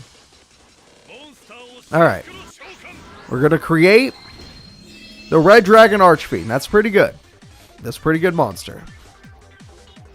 Alright, get in there, destroy, win. Weird guy. Jack Atlas is a weird guy. Alright, he didn't do that for Red Nova, everybody. He just did that to... I don't know. I don't know why he did all that. It made no sense to me. No Nova either. Yeah, if he summoned Red Nova, at least it would have been cool, but he did that for nothing. Literally nothing. Alright, the next duel is Mr. Neglect himself, Seto Kaiba, versus Mr. Future Man. So what do you prefer more? Do you guys want... For the ad revenue. There we go. Yeah, for the ad revenue. What do you guys want more? Do you want Seto Kaiba to win, even though he'll neglect you but keep you rich? Or do you want Antinomy to win, because you're interested in knowing the future? He'll tell you all about the future and how much it sucks. I think that's honestly all he would do, is tell you how much the future sucks. But he did take down Yami Yugi, so how hard could it be to take down Seto Kaiba? Seto Kaiba's way weaker than Yami Yugi in this game. So, honestly, let's give it to him. Crowler should be in Slifer Red. No, Crowler. Look. Crowler's attitude in Season 1 should be in Slifer Red. But, because of Crowler's deck, I would say his deck is good enough for Obelisk Blue. Slifer Red students don't usually have a theme. Their cards are terrible. That's a good play from Kaiba. Blue Eyes on the first turn with a big bang shot. Kaiba! Seto Kaiba going super ham. He didn't normal summon, though, so I don't like that. But he couldn't. He just doesn't have a monster for that. Literally the most amazing start I've seen from Seto Kaiba in a long time. Pretty damn good. And we have TG Striker, which can't do a damn thing. And we have TG Catapult Dragon, which can't do a damn thing. And we got TG Wing or Jet Falcon, which can do a damn thing. We get ourselves TG Wonder Magician, which can't do a damn thing. I don't think. Ooh, it can. It removed from play the monster and magic cylinder, but that doesn't even do that much, man. Antinomy's pretty low on life points, but at the same time, Kaiba lost everything. Kaiba's got like barely any hand left. But he top decked Shining Angel to keep himself with a Megamorph. Yeah, you can get rid of Wonder Magician at least. You don't want him to keep that. You definitely don't want him to keep that. Alright, well, let's see what happens. TGX 300, okay. Jet Falcon is strong now, so that's pretty good. And Shrink, it's not stronger than him, though. Alright, the Jet Falcon will die. And just like that, Seto Kaiba, if he could top deck a monster, might actually be in this duel. Nope. Without top decking a monster, that means his opponent will be against him because he keeps getting more monsters. And the Rush Rhinos will definitely rush through your Shining Angel. Alright, we got ourselves TG Cyber Magician. We have a hand synchro summon that's still bullshit. And we are going to get Hyper Librarian, one of the best TG cards in existence. Alright. And we got Shadow Spell to weaken the Hyper Librarian. And to stun it, so it can't play anymore. Seto Kaiba's buying himself some turns to get his final Blue Eyes. One's removed from play, one's in the grave, and one's still in the deck or possibly in his hand. The yellow gadget is stronger thanks to the TGX buffing card. Shining Angel will be forced to pay the price. And Maiden with the Blue Eyes is here, though, so that's pretty good. Or Eyes of Blue, who cares? This is a pretty good setup for him. Seto Kaiba has a set card, okay. Okay. Ring of Destruction! And with that, Antinomy has almost no life points left and no TG cards to buff the yellow gadget. And the yellow gadget doesn't know how to play against... None of the AIs know how to play against Maiden. They all attack Maiden no matter what, even if they can't destroy her. And Blue Eyes has hit the field. Blue Eyes will win the duel, and that is going to be it. Seto Kaiba, Mr. Neglect himself, will be moving forward. Kaiba, still not Maidenless. That is correct. That is absolutely correct. Alright. So, looking at this, we're now on to some weird duelists, actually. Odion, the person who won by deck out due to some bullshit because his opponent couldn't stop himself from blocking his own Destiny board. Bandit Keith, a guy who's not very good at Yu-Gi-Oh! But, you know, he's fun to watch. He gets top 3 sometimes, so I guess he's not bad at Yu-Gi-Oh! He's not a champion. Neither is Odion, though. So we'll see what happens. Alright, let's see here. Let's see here. Bandit Keith. Between these two, I would say Odion has a better chance of winning because his trap monsters are so strong. Yeah, I would say Odion. It has to be him. I don't know what you guys think, but that's what I think. Alright, so we're all set up here.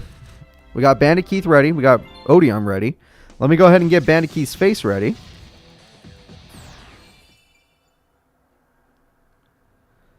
Alright, and there we go. Bandit Keith's face is ready. He does okay. Bandit Keith does okay. The problem is he burns himself, and I think Odion likes that. Oh, Reflect Bounder. I'm going to tell you right now, Bandit Keith, I don't think Odion will ever attack your Reflect Bounder. It's just not going to happen.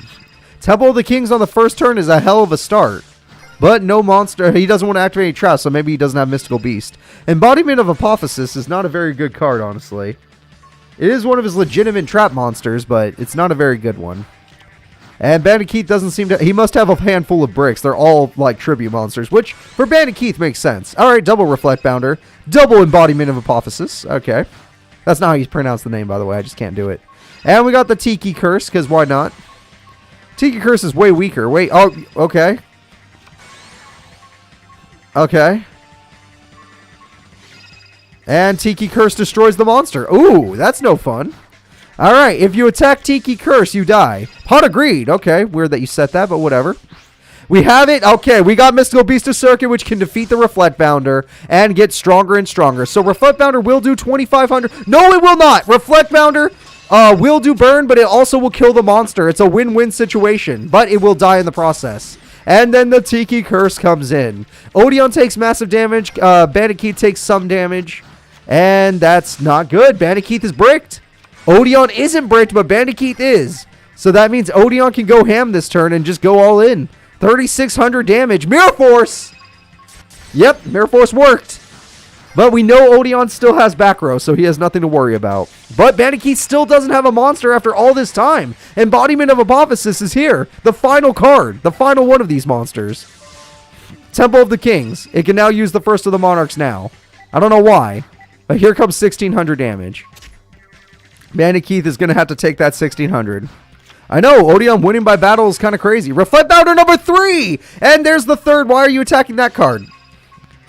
Still why? I guess you killed it, but the Apophysis is in attack mode, and now you die either way. And Tiki Soul is here, which might not let it die. I don't know. Yeah, you'll take 2,000 burn, but you die. And the Tiki Soul will put it back. Oh, that's annoying. It puts it back as a set.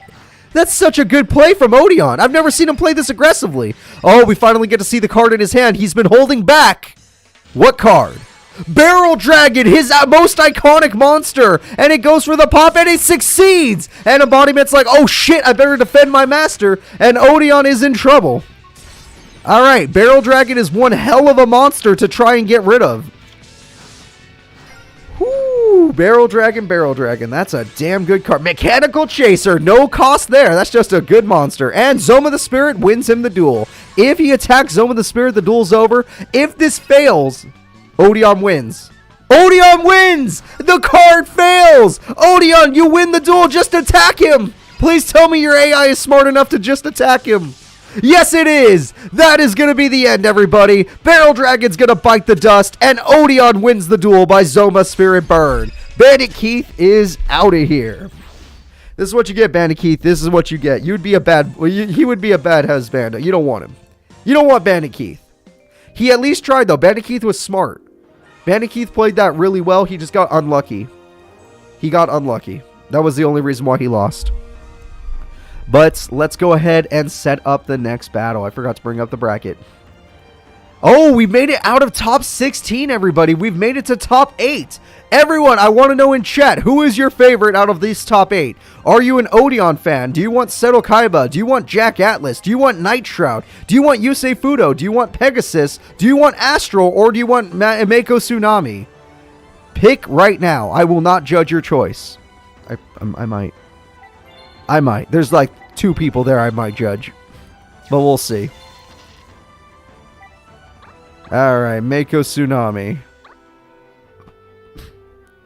I want Pegasus. I want Kaiba. I want Astral. I want Jack. Okay, a lot of different tastes in the audience here today. Out of all of these characters, I want... Alright. I'll go through the list and I'll give you my reasoning. Alright, since I have the time to do that. We'll start from the top. Mako Tsunami, I do not want a man who fucks fish. Astral, I don't want a ghost. Maximilian Pegasus, he gets a maybe. Yusei Fudo, too obsessed with cars. Nightshroud, probably is a nice guy but is also abusive because of his dark alter ego. Jack Atlas, I don't like blondes. That's just me. I don't like blondes.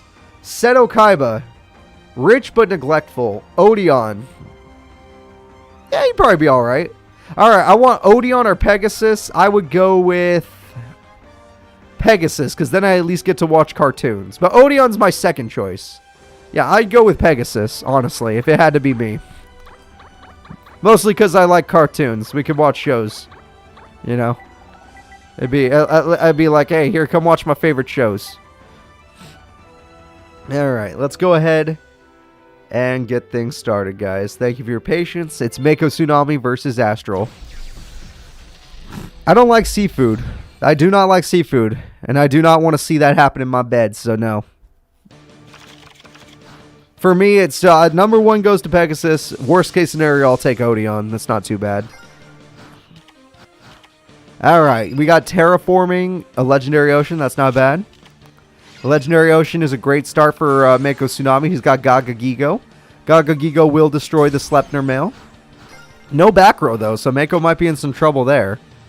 And Astral seems to be having a little bit of trouble himself, not getting any of his combo cards. The Sea Serpent Warrior of Darkness is a pretty good monster, though.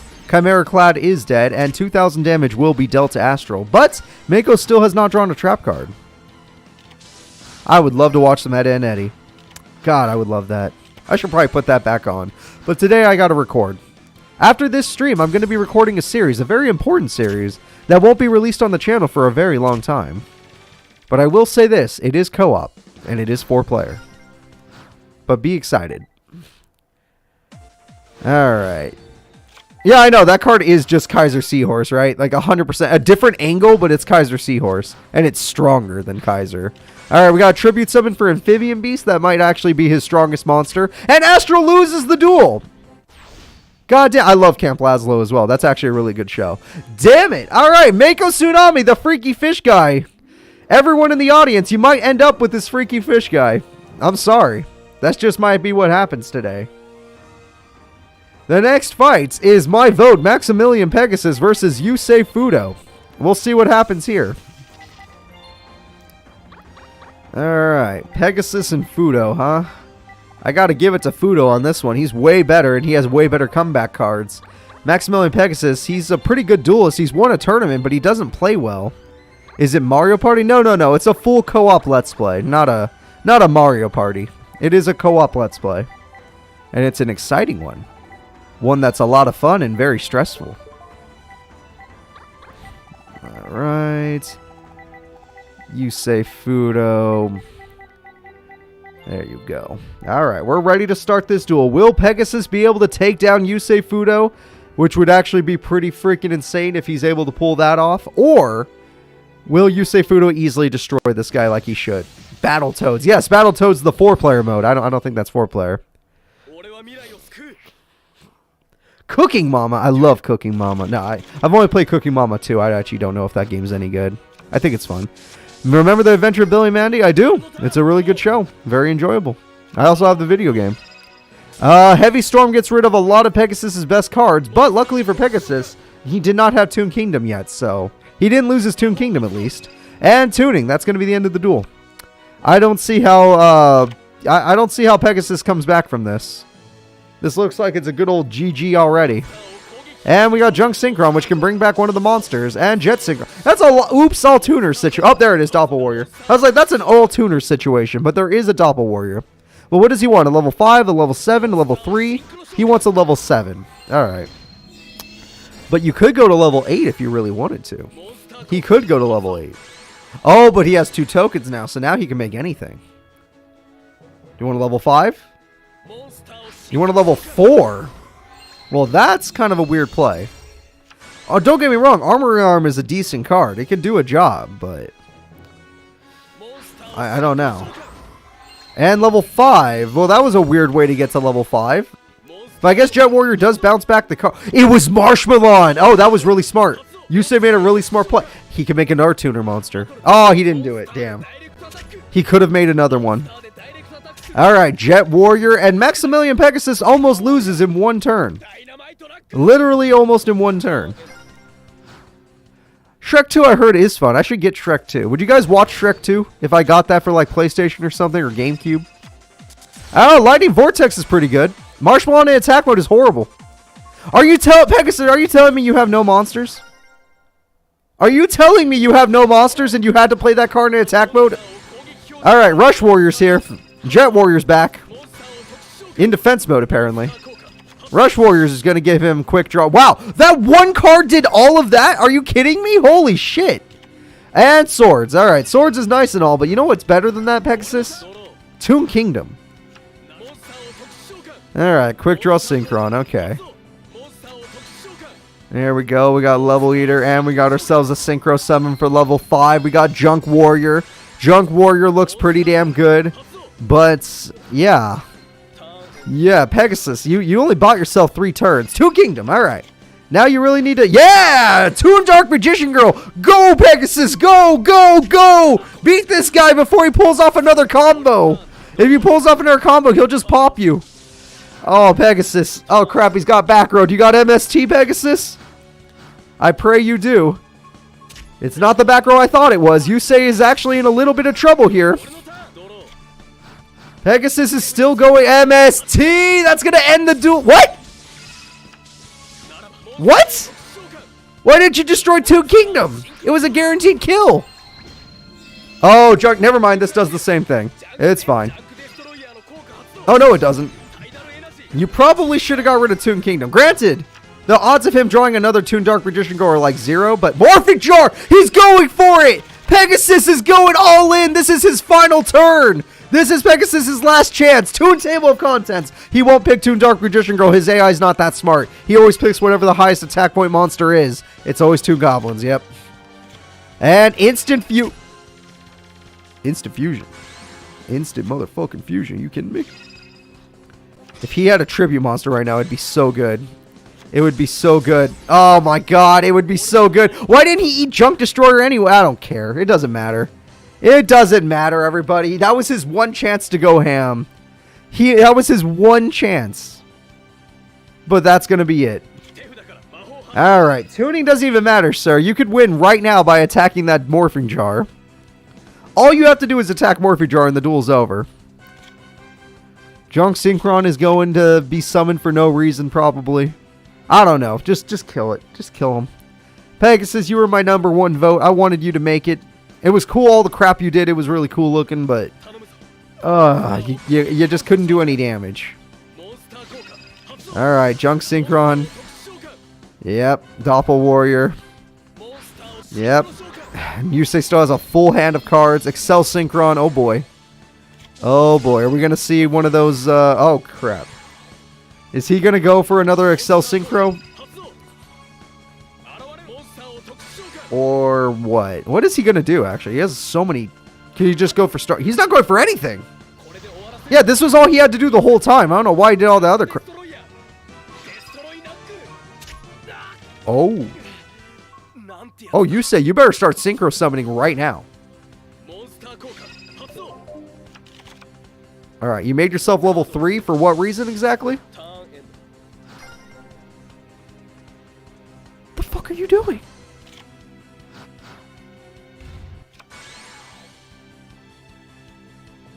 Super Mermaid attacks directly for game? Oh, he could synchro during the other opponent's turn. Excel Synchro, everybody! Sorry, I was, you just had to be a little patient. But wait, his cards could just attack directly. No, play another card, you idiot! Put Toon Mermaid in attack mode! What if he has freaking Scrap Iron? Put Toon Mermaid in attack mode! It doesn't matter, he beat him! Yusei's a goddamn idiot! Yusei is so stupid! He had that duel! All he had to do was summon something big instead of going for an Excel Synchro. Go Pegasus, but goddamn, Yusei's an idiot. You know what? That reminded me of old school Yusei right there. That reminded me of the old Yusei. Holy shit, Pegasus did it. He shouldn't have done it, but he did it. Granted, I don't think anybody expected Magic Cylinder. That was a little too much. That damage was a little too much. Alright, the next duel is Nightshroud versus Jack Atlas. Alright, where's Nightshroud and Jackie Boy? Alright, so between these two characters, I like Nightshroud and Jack Atlas both. I love Red Eyes and I love Jack from the show. But if I had to choose between these two, I think I'd go with Jack Atlas. Even though I don't like blondes, I think his deck is cooler. But we'll see what happens. Let's go ahead. That and I don't really like Atticus that much. Like I like Nightshroud, I don't like Atticus. Alright, let's go ahead and get this going, guys. It's going to be Atticus versus Jack. Or Nightshroud versus Jack.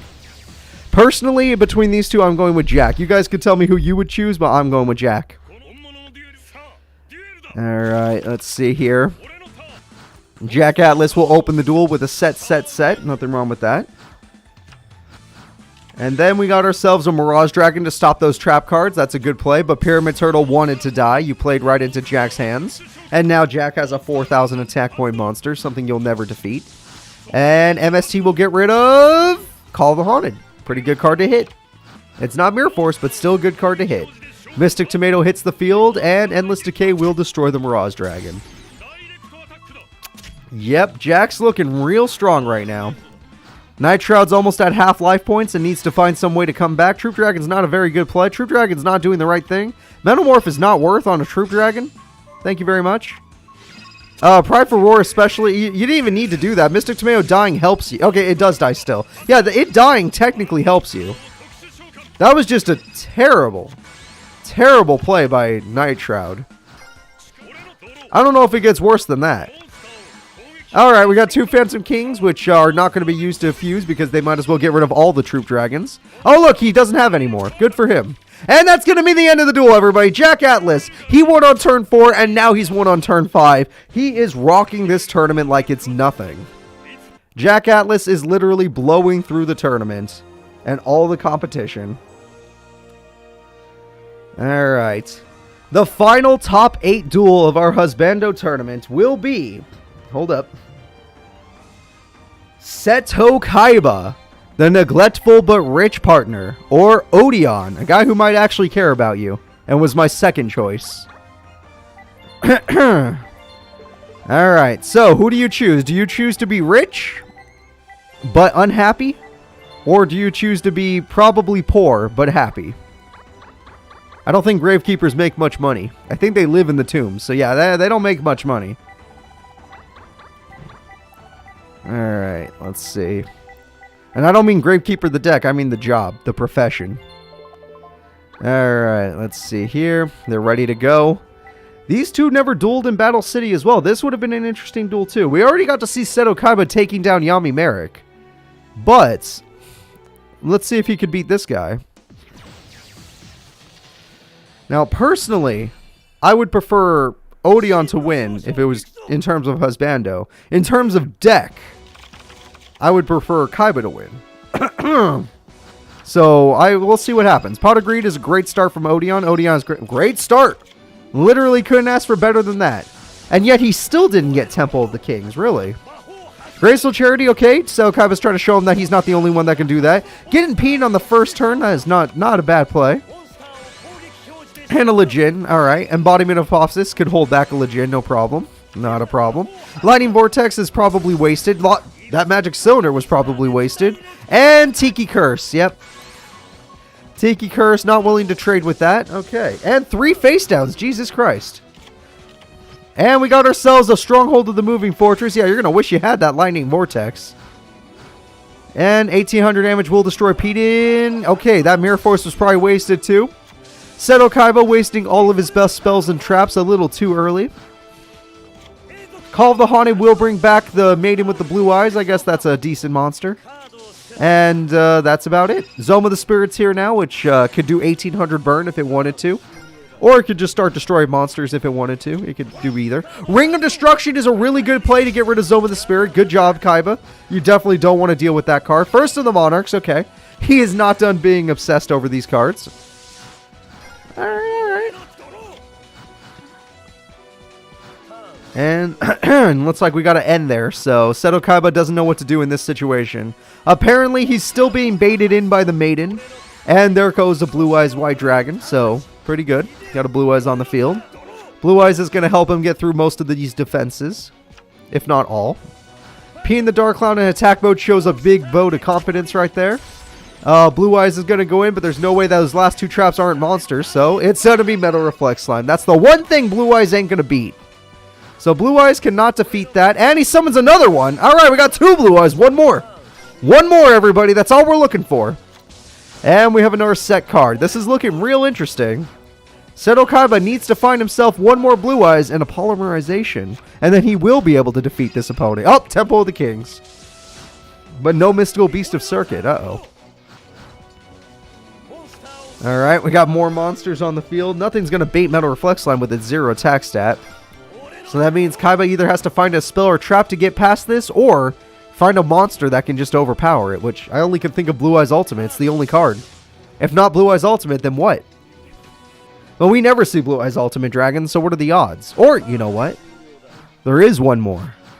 There's a God card. Oh, there's the Mystical Beast of Circuit. That card can easily destroy the, Legend.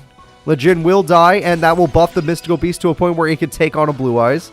But maybe Kaiba's willing to sacrifice a Blue Eyes in order to destroy this Mystical Beast. Who knows? We'll find out right now, though. Alright, Seto Kaiba. With all this oh! Chaos Emperor Dragon! Uh-oh. That's a big monster you got right there. Alright, Chaos Emperor Dragon, you gotta make a choice. Oh, hey, Pete. How you doing? Are we willing to sacrifice a Blue Eyes to destroy one of these cards? And Tiki Soul's here. Yep, Tiki Soul is here. And that card is going to put that right back down. Tiki Soul will be destroyed. Yeah, it's still going to be destroyed. Doesn't matter. Tiki Soul. Oh, no, it won't. Okay. Tiki Soul will put it right back down. Is his AI that dumb that he can't stop himself from attacking it? I don't know. All I do know is that that play wasn't very good, and now he's going to lose. Mystical Beast of Circuit is going to overpower your monsters because he can attack Peden to make himself even stronger. You baited yourself, Kaiba. Kaiba is running out of life points, and his monster has 3,500 attack now. Not even the Chaos Emperor Dragon can defeat that. So, what do you do, Kaiba? You Destiny draw. Yeah, that's probably what you do. Alright, Kaiba's going to try and destroy this card yet again. It will be destroyed this time. And Chaos Emperor in defense mode. Nope, he's going to do it. Alright, everybody, we're playing Yu-Gi-Oh! With nothing left. But now it's Odion's duel to win. We are top decking. He did nuke the field, but at what cost? Odion is not the best top decker because he has to rely on traps. Dragon Shrine will throw away some more dragons, but what does that do for you? Odion still got more traps, but he is not getting anything he could use to attack. I see Raw. You guys see Raw right there? Alright, Seto Kaiba, you need a monster. Seto Kaiba gets... I don't think this is winnable, everybody. I think Seto Kaiba is going to deck himself out. Big Bang Shot is nice, but that's not strong enough. It's the same problem. Oh, shit! Big Bang Shot cost you the duel! He did it again! Odion does it again! Wait, why aren't you attacking him like you did the last time? Oh, no! Legit can get rid of it now! Legit will protect his life points. Okay. Seto Kaiba just needs 200 life points to lose. Silver's Cry during the battle phase, but you already wasted your other cards, so what's the point? You already wasted Big Bang Shot on a card that can't beat Metal Reflect Slime. Seto Kaiba is soon to lose this duel. Very soon. He can only take 200 damage. There's nothing he can do. Metal Reflect Slime will either win the duel by deck out or wait until Odion gets a monster that can win him the duel. Megamorph! He top-decked Megamorph! With that, he can destroy the Metal Reflect Slime. Wait a minute. Wait a minute. It's possible. It's slow, but it's possible. Wait, he's out of trap monsters! Odion's gonna lose the duel! It's over! Seto Kaiba with 200 life points wins the duel and takes out Odion! Alright. Alright. Didn't expect the Megamorph. I was only thinking about Big Bang Shot. I didn't even remember Megamorph was in the deck. But he did it. Seto Kaiba has taken out Marik and Odion. And now we're moving on into the next fights. We have made it to top 4 of the Husbando tournament, 2 of which were on the thumbnail, funny enough. Seto Kaiba versus Jack Atlas. Maximilian Pegasus versus Mako Tsunami. So GX is not here. We have 3 dual monsters and 1 5Ds. When it comes to Husbandos, you gotta look towards dual monsters, apparently. Here we go, everybody. The first duel will be Mako Tsunami, the freaky fish guy, the guy who will bring a fish into your bed. Or Pegasus, the guy who will not want to go to bed, he'll want to watch cartoons all day. I will take Pegasus over the freaky fish guy. Alright, since everyone thinks this duel is going to take a long time, I want to hear predictions. How many turns will this duel take? My prediction is 21 turns. I believe this duel will take 21 turns. Someone is saying 60 turns. That seems like a not possible number, but whatever. We shall see. 15 turns. See, Lane doesn't think 15 is like a normal duel. That's not even that long. Alright, 35 turns. 28 turns. 22 turns. 13 turns. Alright, everyone remember your predictions. I'm watching the ones that are written down. Granador is going to heal Mako Tsunami, and he's got 2 back row. Maximilian Pegasus is going to use Lightning Vortex, which will destroy the monster and do a 2,000 burn. Swords of Revealing Light is nice when you don't have a monster card, which is something he does not have. And without Toon Kingdom, he can't play most of his decks, so... The Great White is actually a pretty decent monster, but with the swords on the field, he can't do a damn thing. And Toon Table Contest will get him the Toon Kingdom he's been needing. He needs his Toon Kingdom, everybody. Alright, Toon Kingdom is now on the field, which means he can play his Toon monsters. He lost Mirror Force again, which is kind of crazy. He hits TT and plays Toon Mermaid, a card he couldn't play before because he needed Toon Kingdom.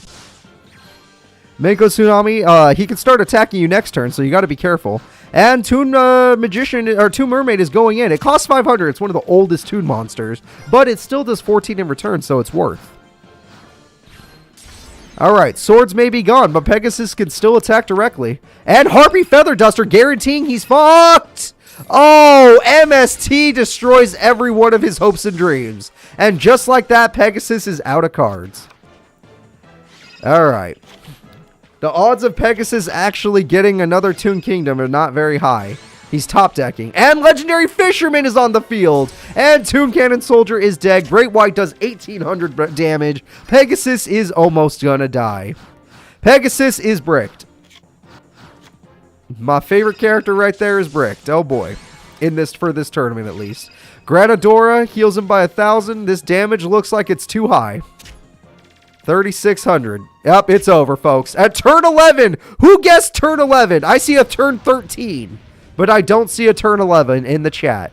And that is going to be it, everyone. That duel was super quick, and that duel is over. The Freaky Fish Guy will be moving forward in our Husbando tournament.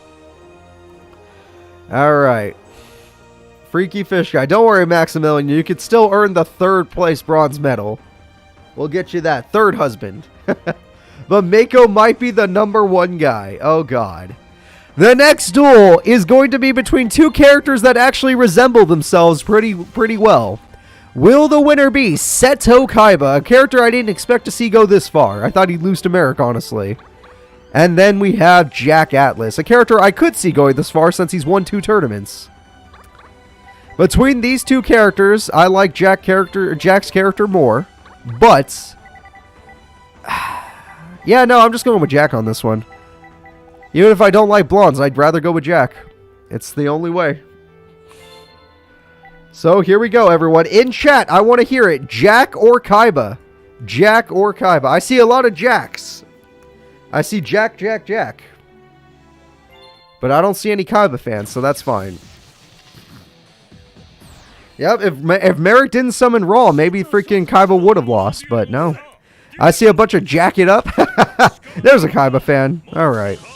Well, we got set, and pass. Good job, Jack. That's the best play ever. Graceful Charity. Good start from Seto Kaiba. Throwing away P in the Dark Clown. Best play from Seto Kaiba. Upsetting, but really good play. Lejin. Okay, this seems pretty similar to a previous duel. Dark Resonator. Ooh, if only the clown was in attack mode. But even I would have thought that it wouldn't have done anything either. Alright, there we go. Pyramid Turtle is here to give himself a Synchro Monster, something Kaiba doesn't even know what to do with. Chaos King Archfiend is going to go... Oh, well, wow, this is looking a lot like another duel, too. Powerful Rebirth brings back Dark Resonator. That monster will easily destroy Lejin, putting it down to 1,000 attack points. And now we have the Dark Resonator, which will destroy this... Cut the fuck? You had Mirror Force the whole time? Why even let Lejin die? Why would you let Lejin die, then, if you had Mirror Force? Oh, 2 blue eyes in the grave. We got Megamorph on... Oh my fucking god, you idiot. You have Megamorph and you give it to your Pedon. You could have had Megamorph on blue eyes! Just do that on main phase 1 and you could do... Oh my god, Kaiba, you're an idiot. Jack, kick his ass. Jack, you could have lost the duel. Almost. You pretty much would have lost the duel. So just kick his ass. He doesn't know how to play Yu-Gi-Oh! Get rid of him. I don't even know how he got this far. Yeah, destroy Pedon, that's fine. As long as you have a trap card, it's fine. Pedon summons Pedon number 3. Just get rid of him. Oh, wow. Jack, if you... Jack, no! If he summons a monster, you need a trap! Oh, thank God, he didn't summon a monster. You're fine. Oh, thank God. Oh, that could have sucked. That could have sucked. Battle He had Battle Fair the whole time. It's fine. At least now Jack has a monster for Tribute or Synchro. Alright, Jack summons a level 1 tuner monster. I don't think he can make anything with that. But he special summons a level 5 monster, Endless Decay. Because he has less than 2,000 life points, he can do that. And he special summons another one. Holy shit. They both can't beat Blue Eyes. They're at 2950 or 2925 attack. But with this massive synchro summon, he's got Chaos King, which can beat Blue Eyes by 100. It beats Blue Eyes by 100. Only because he's the one attacking. Shrink, you gotta be kidding me! You can't do this! The Shrink will save Blue Eyes, but Blue Eyes leaves the attack points for the rest of the turn, and just like that, Jack still did it. Alright, he got rid of the Synchro monster, Jack, but you still have this. No! Chaos Emperor! God damn it! It's Chaos Emperor Dragon. That's too strong. The life points are... He's got 25 left! It's not over yet! Jack Atlas, top deck your way back into this duel. I don't know why he didn't use his effect to win the duel, but just go for it. Nope, it's over. With 25 life points left, Jack Atlas is going to get sent to the shadow. Wait a minute! Should have just used your ability. Oh, there we go. Now he'll do it. And there's like, what, 300 damage? We'll do 300 damage. Okay. Oh, all right. Jackie Boy did lose in the end. Two of the characters I said I'd want to win at the end, I ended up losing. Here we go. Seto Kaiba's moving forward. Before we find out who the #1 Husbando is, we're going to do a third place breather match. It is going to be Maximilian Pegasus versus Jack Atlas. All right, Pegasus versus Jack.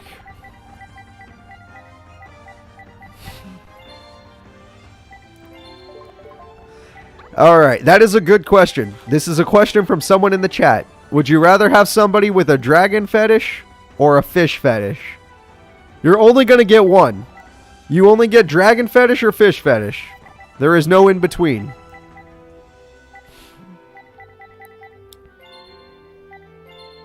Dragons? Alright, dragons it is. That's what chat has decided. Alright, I'm almost done here. Let's go ahead and do our third place breather match. Don't worry about this. This one's just for fun. We get to find out who our third place character is.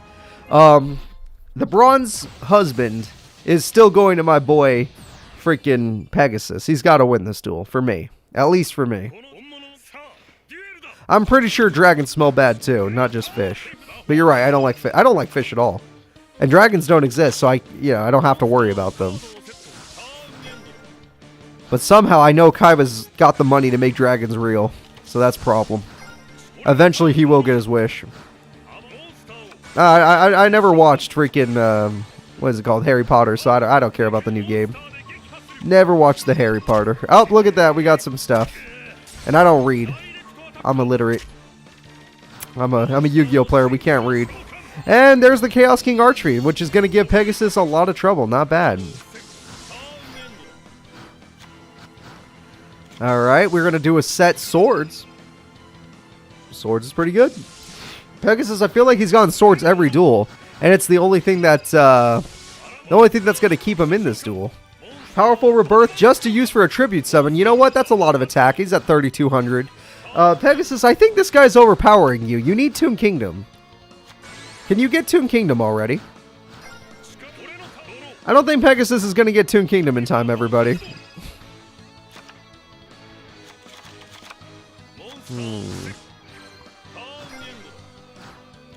Would you rather ride a whale or a blue eyes jet? Wow, Dark Hole, get wrecked. And Monster Reborn, what are we stealing? Why there were way better choices than Dark Resonator. Pegasus, what the fuck? Why would you choose Dark Resonator? There had to be better choices. Endless Decay. Like, come on, man, it's right there. Why choose anything else? Another Battle Fader, why not? Not like it matters. Pegasus is still waiting to draw his Tomb Kingdom after all of this time. He got a tutor monster, but Jack's tutor monster ain't going to work on a level 1. There we go. Toon Kingdom is finally going to come out. Toon Table of Contents. Toon Table of Contents. Toon Table of Contents. Into a Toon Kingdom. This is what we've been waiting for. So now you don't even need to worry about the monsters. Oh, you lost Mirror Force again. I saw it. And 2 Dark Magician Girl. You could do 3,900 damage. You could do 4,000 damage right now. There you go. 4,000 damage. Pegasus wins next turn. Pegasus is going for that 3rd place title, or 3rd place medal. He just has to win before Jack gets a tuner or a synchro monster. And Jack plays one last trap, but let's see if it makes a difference. Pegasus attack directly and win the duel. Here it is. Attack, and it's a Mirror Force. He plays Goblin Attack Force. That will also win him the duel eventually. It just takes a little longer. Jack Atlas bought himself a turn, and still no monsters for Jackie Boy. And now those 2 goblins can go in, and 2 mermaid can wait. And 2 Dark Magician Girl for game! That is it! He got all 3 Dark Magician Girls! That is gonna end the duel. This is 4,300 damage, Jack. You couldn't make it. You just couldn't make it. And just like that, Pegasus will be your bronze place Husbando. But he ain't no good. He ain't no good. He will not be the chat's Husbando because the chat's either getting a freaky fish guy or Mr. Dragon Man himself, Seto Kaiba. You're either getting freaky fish or freaky scales. That's all you get. I'll set up the final duel right now. It's either going to be Seto Kaiba or Mako Tsunami. Both of these characters have won a tournament before. Mako Tsunami won the Duelist Kingdom tournament. The first one I ever thrown. Seto Kaiba won the 5Ds tournament. Like he fought Duel Monsters versus 5Ds or something like that. I don't remember. But he won a tournament. I do remember that much. That's true. They both have scales. That's true. So no matter what, it's a lose-lose situation. I don't think there's no way. There's no one you want left. I guess this is all up to preference. Chat, if you had to end up with somebody, do you want Kaiba or Mako? Let me know right now, because this is it. This is the final duel. It's either going to be Kaiba or Mako. Duelist Kingdom Champion or Champion of Duel Monsters versus the World. Let's go.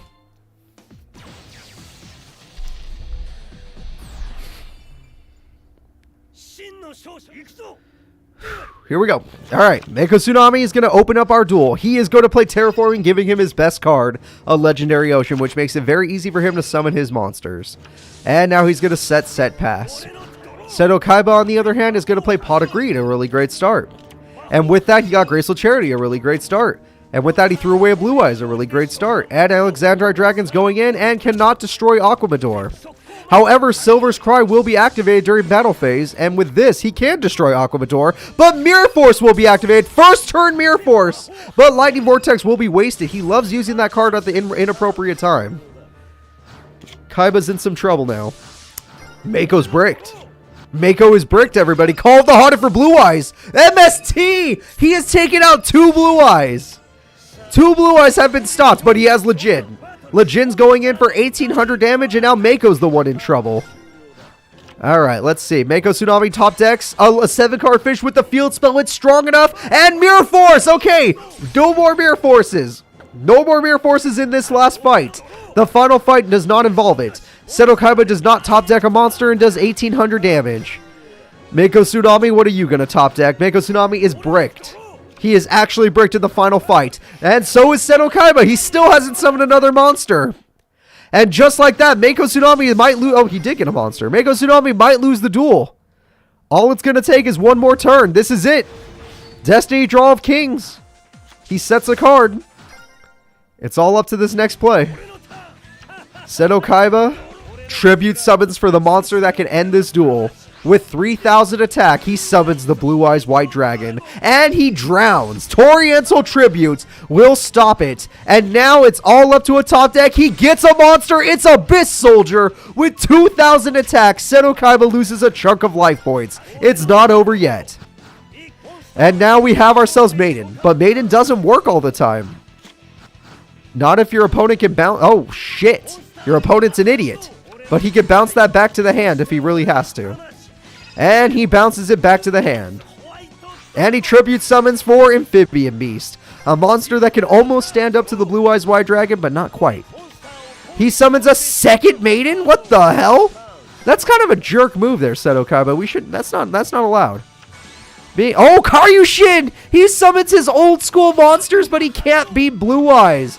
Blue Eyes White Dragon is just too strong, and he attacks both maidens to do 2,600 damage. Seto Kaiba is running out of life points, but Mako is running out of monsters because Blue Eyes is here. Alright, and Amphibian Beast will bite the dust, literally. It's not good. It's not good. He already lost Mirror Force. There's no real way for him to come back here. He's going to let him summon another Blue Eyes because his AI is programmed to attack a 0 attack point monster no matter what, apparently. And he sets a card, but no traps. Mako Tsunami, if he draws a monster, you lose the duel. Big Bang Shot, you lose the duel either way now. It looks like Seto Kaiba... Oh, it looks like Seto Kaiba is going to be... Oh, wait. Did he attack in the wrong order? Oh, it doesn't matter. That's it, everybody. Seto Kaiba is the #1 husbando. That's right. The #1 male you should seek out is Seto Kaiba, because in the end, it really is all about money.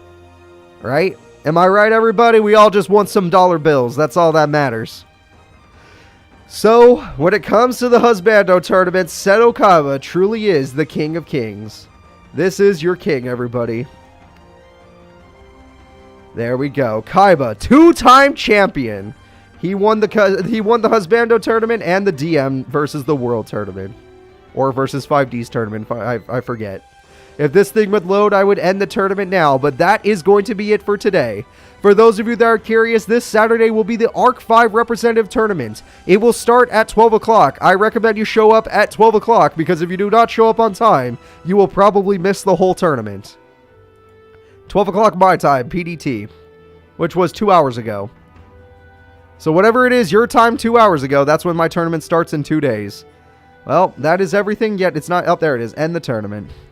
So, your #1 husbando, Seto Kaiba. #2, Mako Tsunami. #3, Maximilian Pegasus. Duel Monster, Duel Monster, Duel Monster. And honorable mention, Jack Atlas at 4th.